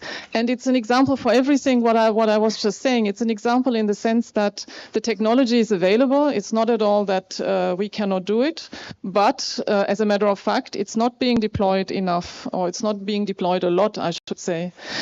Although it brings so many benefits, it brings the benefits of reducing the emissions, of centralizing everything, of being highly efficient, of avoiding the heat islands in the cities, of making sure that that everybody has access. It really, really brings a lot of benefits, but it can only happen if stakeholders work together, if we are not working in silos, and if we bring the different parties and stakeholders around the table so that they plan where the coal, in this case, is needed, and that they can then deploy it. The Thomas Anker Christensen earlier was saying in Denmark, we have this for district heating, and it's a very, very successful model for decades already. The same can go for district cooling. It brings the same benefits of this centralized approach and the emission savings that come with it. And then also that brings me also to the fact that the approach to energy efficiency needs to be broad-based. It's very important to scale up highly efficient products, absolutely no doubt about that, but it's just as important to take an integrated approach of the entire energy system to avoid that we end up with peaks that cannot be managed and that may crash the whole grid. That's not what we want, but we all need cooling. It's very crucial and very essential. So let's make sure we have that integrated approach. And as I said, district cooling-based approaches are one important step in that sense, but also making sure that all stakeholders are on board and are included. And then a final point on the importance of training and of skills. Somebody said that beforehand as well, I can't remember who, but it is really crucial. As we move to low and ultra-low global warming potential refrigerants, those refrigerants are very often flammable. They have very often very high pressure. So we need the people to be able to handle those refrigerants safely. And we also need the people to make sure that installations and equipment is installed in the correct way, is sized in the correct way, so that it runs efficiently, because you may have very efficient equipment per se, but if it's not installed in the way it should be installed, then it will still consume a lot of energy. So having the right people, skilling them up, making sure that the certification or whatever schemes it is are in place so that we have the right people who can install all of these installations is very, very crucial to success as well. Thank you. Thank you so much for bringing another round of important points and the integrated and the coordinated approach. That's something what we also discussed. Maybe now I'll turn to this side of the chair. So I'll come to Sonal from CEW perspective and from the coordination and international cooperation perspective. How do you see the overall priorities and how should we move? Thank you. So I'm Sonal. I'm working in the Sustainable Cooling Human Council on Energy, Environment and Water, and we had a big part of developing high water industrial plan and also provide support in and also provide support in am I audible? Is he audible? Mic is not. Hello. Yeah. So I represent Council on Energy, Environment and Water, and we have been working on providing support in implementation of ICAP as well as policies on refrigerant transition, nudging consumer behaviors, and also supporting some of the states in developing their policies and action plan for sustainable cooling. So coming to this point of cooling plays and how we see this collaborations and these initiatives. So I think cooling plays is an important tool in terms of setting up a comprehensive and collective vision and goal for transition to sustainable cooling. And India has already taken initiatives on some of the action points, or I say several of the action points suggested in the cooling place. For example, whether it is performance standards for cooling appliances, or building energy codes, integrating passive cooling measures, or awareness generation and nudging consumer behavior, or capacity building programs. So we have a lot of expertise and knowledge gained while developing these policy tools and implementation plan. We also have a lot of experiences in implementation of some of these policies, and from there a lot of learnings have also emerged. So I think these knowledge, expertise and learnings can be leveraged by other global south countries who are heat stressed in their transition to sustainable cooling. So in that way, I see this as an very important step for going forward. I would also like to highlight that while we have these policy tools and implementation, but there are also few challenges which we have also witnessed. For example, there are building energy codes and passive cooling measures, but we are facing challenges in basically deploying it at scale. So mainstreaming this. Similarly, and that can be because of awareness, lack of capacity building at various level, or in tier 2, tier 3 cities level, or also because of, in a sense, having some disconnect between the emerging construction sector needs and the kind of solutions available and the materials available. Similarly, we have performance standards for appliances, but how we can deploy those at scale. So issues related with cost and awareness. And another point I would like to highlight is, and I would categorize it as pre-sales and post-sales. So these performance standards or building design. So these, in a sense, address the issues before it is transferred to the end user. But then how the end user is using that. So whether it is, so if a building is designed for proper ventilation, but if the consumer is not aware about how they can use it to get the proper benefit out of it. So, or if a air conditioner is designed for better efficiencies, but if it is not being serviced and its upkeep is not that well, so the intended benefit is not there. So going forward, we should also look for solutions and initiatives where we can nudge or change the consumer behaviors. And there I see this life initiatives to play a big role in that. So with that, I will conclude my remarks, and thanks. Thanks, Sonal. I mean, of course, scaling of these interventions are also going to be important. So you mentioned about few of the strategy around that. Thanks for that. Now we'll turn to you, Georgia, to bring your views on this. Thank you. I hope I'm audible.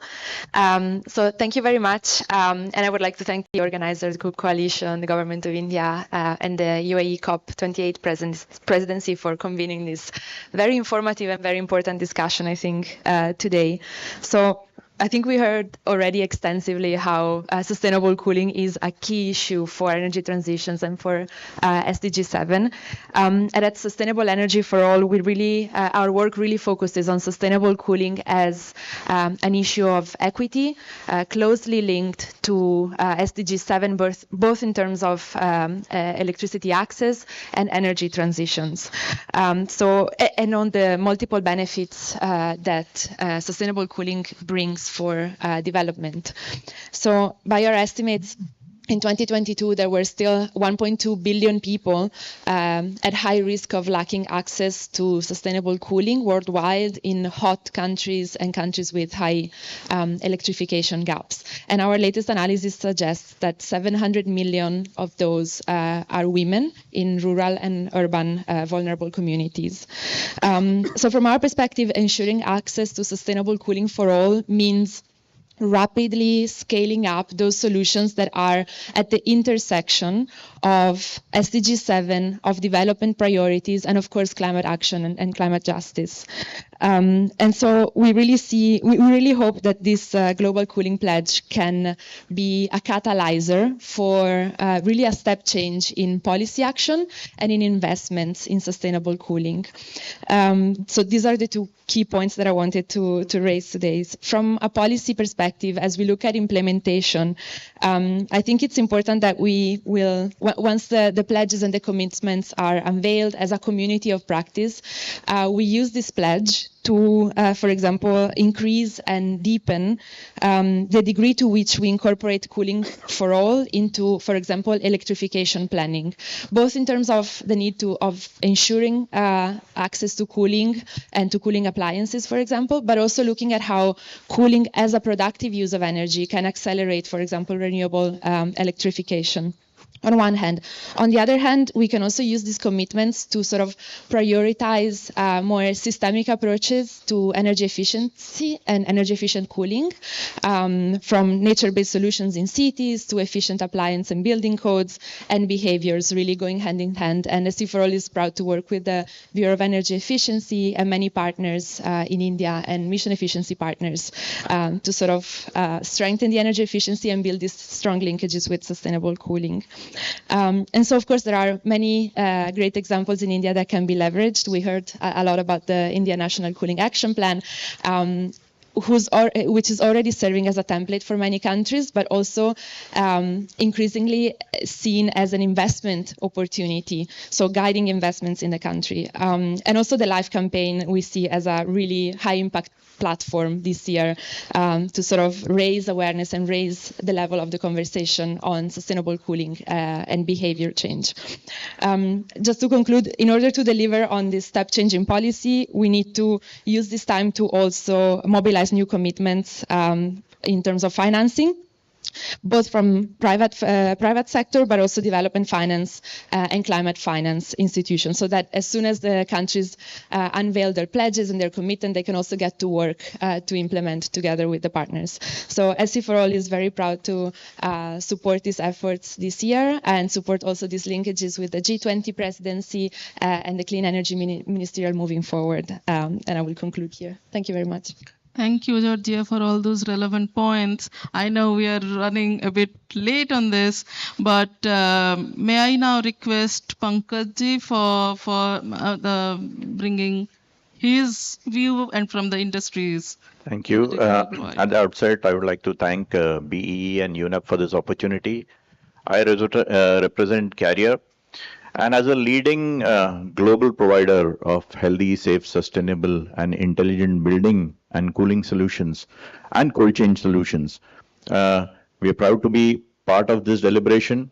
Carrier has set very ambitious ESG targets for itself. Our ESG targets 2030 are aimed at solutions for people, the planet, and communities. And one of the major goals there is to helping our customers reduce their GHG emissions by 1 gigaton. And we're doing this by focusing on 3 focus areas. One is obviously energy efficient and sustainable design and innovative solutions, lower GWP refrigerants, and digital use of connected solutions. I think there we can play a major part in making sure the energy efficiency is optimized.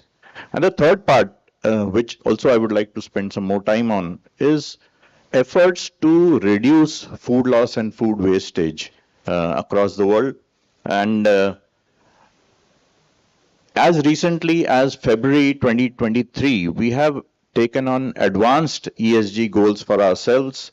This is in line with the science-based target initiatives, where we have taken a goal of going net zero by 2050 for Carrier across our value chain. So these are a couple of initiatives that we have done. As regards cold chain, well, India, as you know, has a lot of opportunity there. We have a huge percentage of our food getting wasted, and Carrier is working with the government and several agencies to build a sustainable cold chain.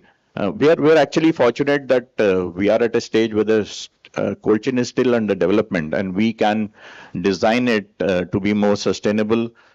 These again can be in terms of digitally connected cold chain solutions.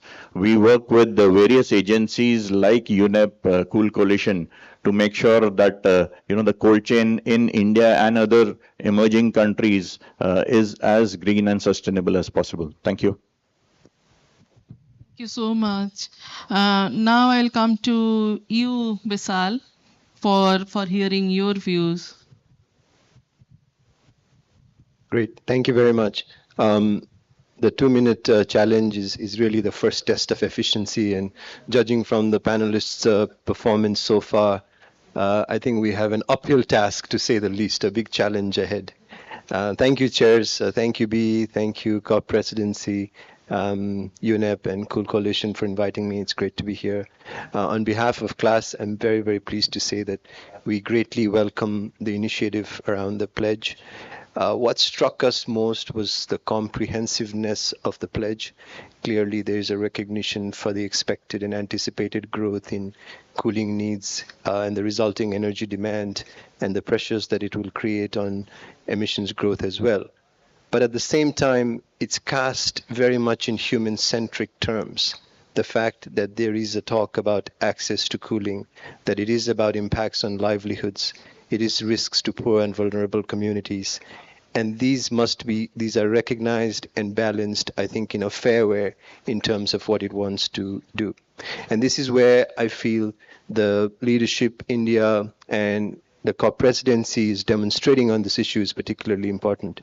As a civil society partner to BEE on the policy making process, we know that the policies making process in India integrates some of these questions about how to ensure that the poor and vulnerable are not left behind.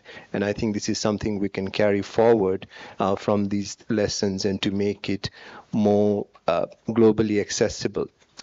The other part that I would comment on is the question that the chairs asked in terms of how do we then operationalize this pledge. And I want to pick up basically on what the DG BE mentioned in his opening remarks, is saying that this is one area where international collaboration and cooperation will be very, very effective. I think there is an opportunity to create stronger roles for harmonized, standardized approaches to doing these policies in the questions that are asked, which are the critical goals, financing policies, etc. Policy is clearly one of the key critical starting points. Unless you have that, you can't get anything else. And I think international collaboration that can build platforms and ability to access best practices and policies, standards, I think would be excellent. The second thing that these kind of collaboration could do is to ensure that it's not just about the policy as alone, but the larger framework in terms of the enabling infrastructure around testing infrastructure, surveillance, etc., that can also be borrowed from best practices. And this is where I think international collaboration would be very critical. Thank you.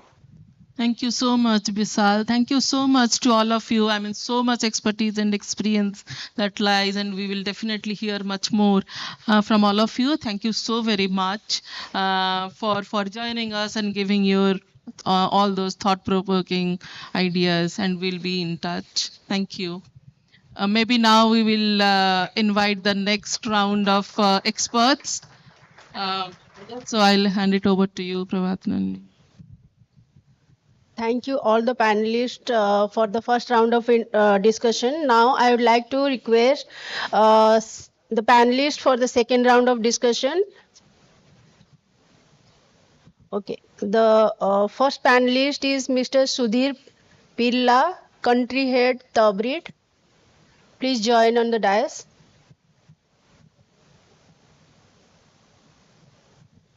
Second panelist, Miss Aneli Sturge. Sorry if I am badly pronouncing your name. The Program Manager, District Cooling from GIZ. Miss Koel Mandal from Shakti Foundation. Are you here? Miss Koel? She is not here. Mr. Tarun Garg, RMI India Foundation.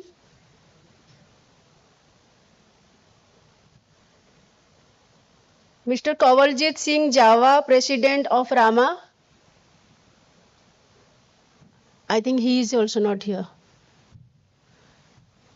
So we are okay. Another panelist is Mr. Abhiyant from NRDC. Mr. Abhiyant.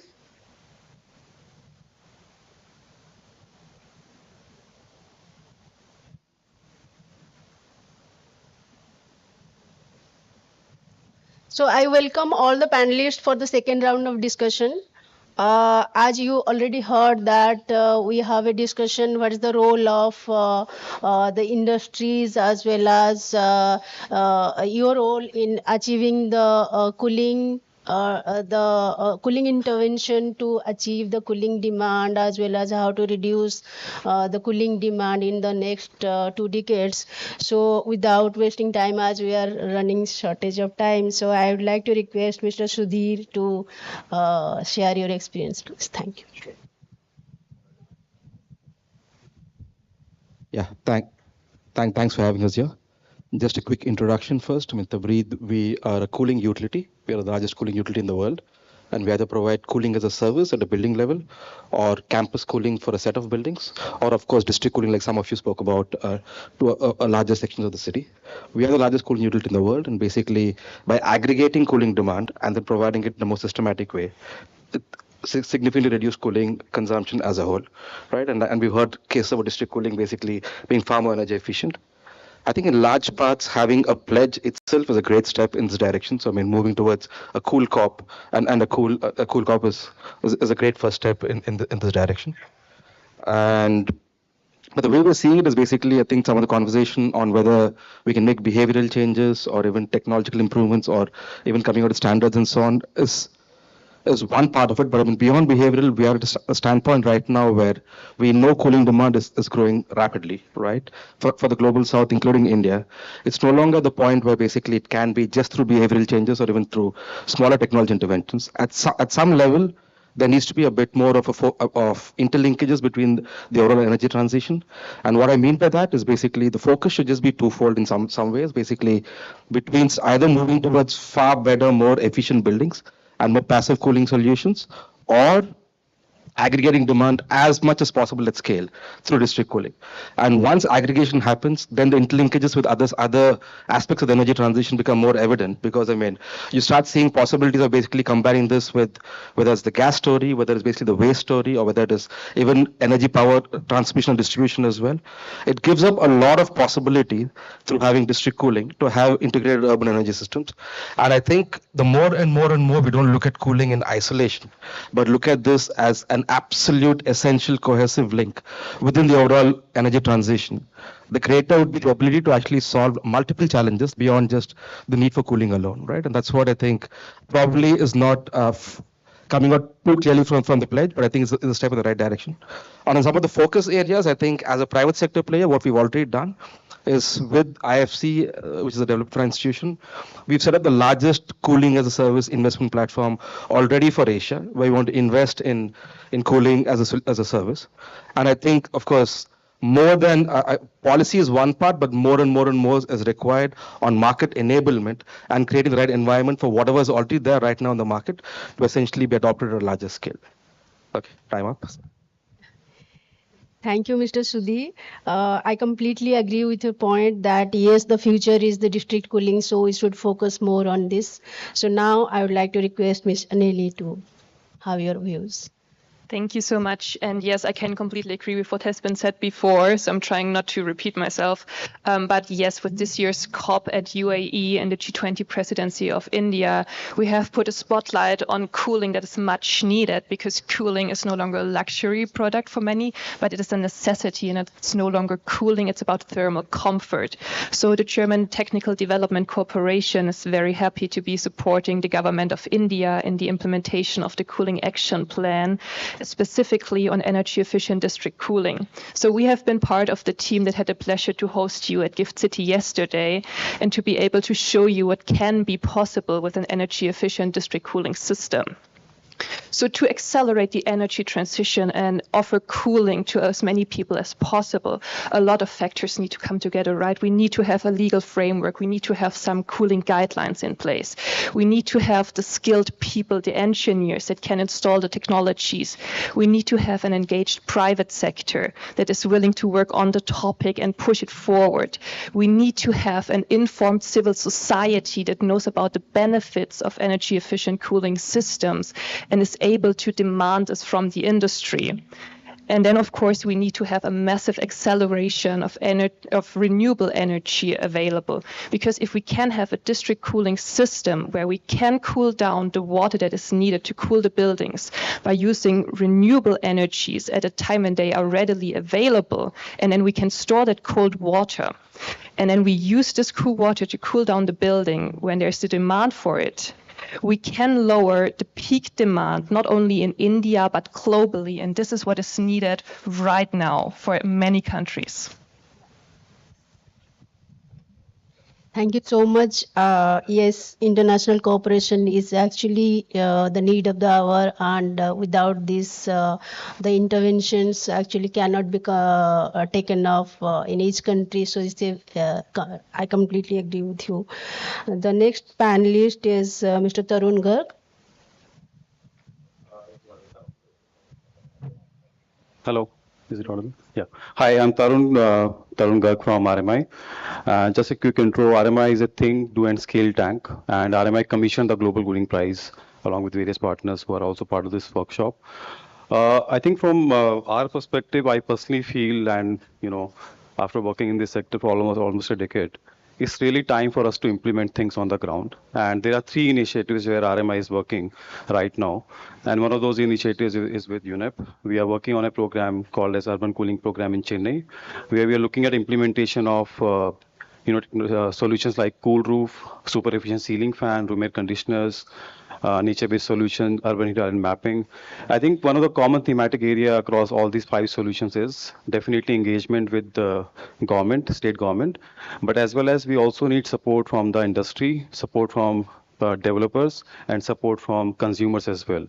Otherwise, I don't think we would want a situation where policies are being developed, but that remains on the paper without its implementation. So that's one of the initiatives we are working on. Second initiative, which is completely industry focused. Right now, we are working with Lodha, largest real estate group in India. And the objective is how we can decarbonize, first of all, the portfolio of Lodha, but definitely thinking about the country as well. So right now, we have started our work on various various streams across cooling, looking at passive design, looking at urban cooling, looking at super efficient appliances.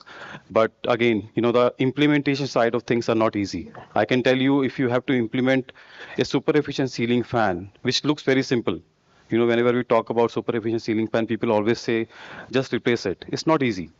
It's not easy. There are so many things that we generally tend to ignore. Just an example, the cost of regulator in a ceiling fan is almost 10% of the total cost of super efficient ceiling fan. Then there are so many models, so many varieties. It's not easy when you're thinking about implementation. So that's the other instance which I want to highlight.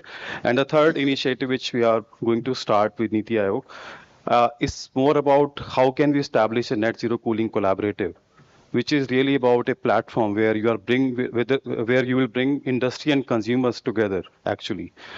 The intent of this platform is to, first of all, bridge the knowledge gap that exists between industry and the consumers, as well as provide a lot of resources so that, industry and consumers come on a single platform. And industry, I mean, not only the manufacturers, but financial institutions, consumers, all the OEMs.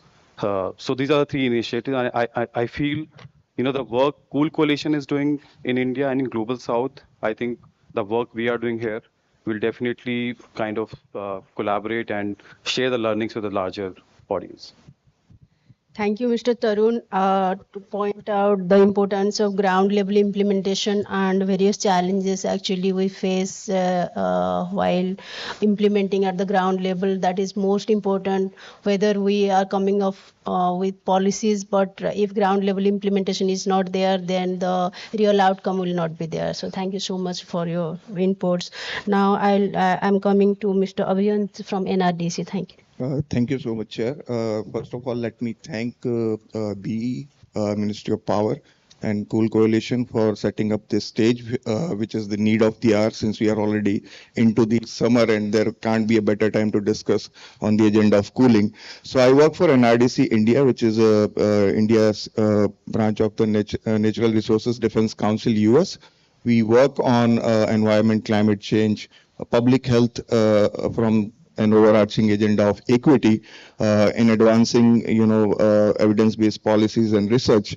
In India, we started on working in the sector of cooling from the heat action plans perspective. So if you know anything about heat action plan in India, NRDC was among the pioneer institutions, organizations that started working with the local in fact, in Gujarat itself, Ahmedabad Municipal Corporation and other knowledge institutions, and built the first South Asian heat action plan, which initially didn't have the component of cool roofs. But we eventually added the component of cool roof as a long-term, not just adaptation, but also a mitigation measure, and also keeping the thermal comfort and, equity in focus, because when we talk about the most vulnerable and marginalized communities, they may not afford access to fans and air conditionings, but cheap, low cost, energy efficient mechanisms like cool roof, passive cooling mechanisms like cool roof can work still better for them.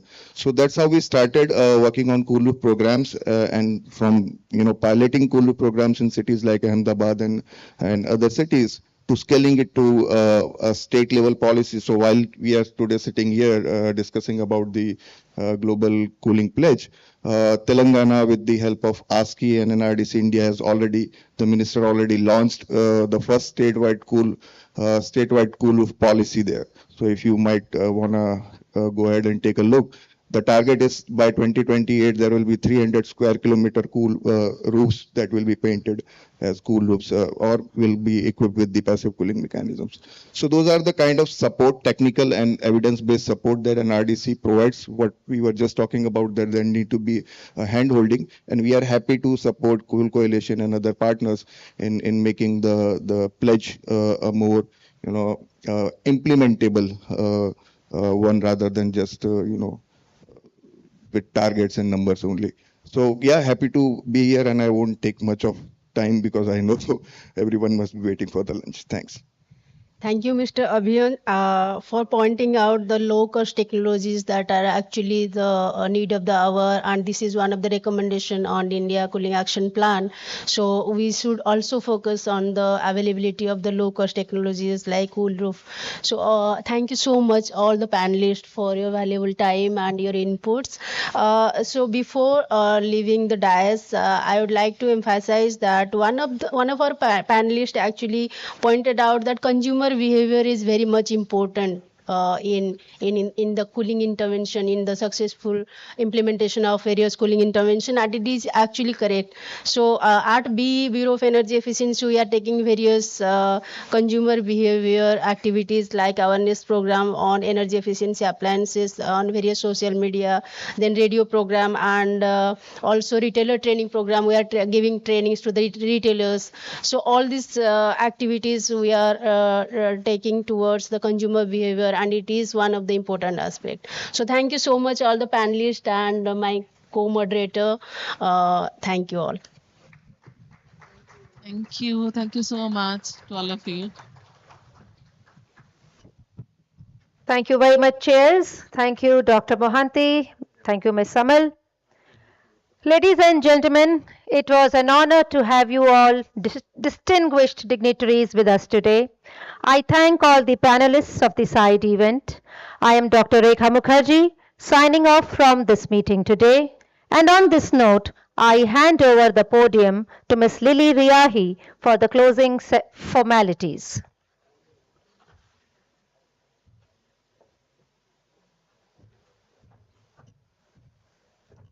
colleagues, and distinguished guests. I will not keep you from lunch much longer. I'll just give a few key points on behalf of also DG Abu Bakr, who had to excuse himself to go to the energy efficiency discussion happening at the Energy Transition Working Group right now. I think one thing I want to mention is we've heard many inputs today, and these inputs will not be lost. So the next steps will be that the inputs from all of the discussions today will be captured in an outcome document. And this outcome document will be presented to at the G20 Ministerial in Goa. So your inputs will be are very important in shaping the discussions on cooling within the G20 and towards COP28, and I wanted to reiterate that they will be captured in the outcome document. That's the first thing. The second thing is that I think there's definitely agreement amongst in the government of India and also with the various partners here today that will work together globally with the international cooperation partners to take this effort forward on cooling and the global cooling actions and pledge. It's also an important topic for discussion within the G20, in particularly in the energy efficiency roadmap, and will be highlighted as such as a key area to achieve the doubling of energy efficiency target with the SDGs. And so I think with that, I would like to just thank everybody for joining us and for staying with us until the end of the meetings, for giving such important and insightful comments to shape and take forward the pledge, and also to shape and help us make meaningful impact at COP28 and within the G20 discussions, and that we will be continuing to be in touch to work together with you to take these actions forward. So with that, I'll close the meeting. Thank you very much.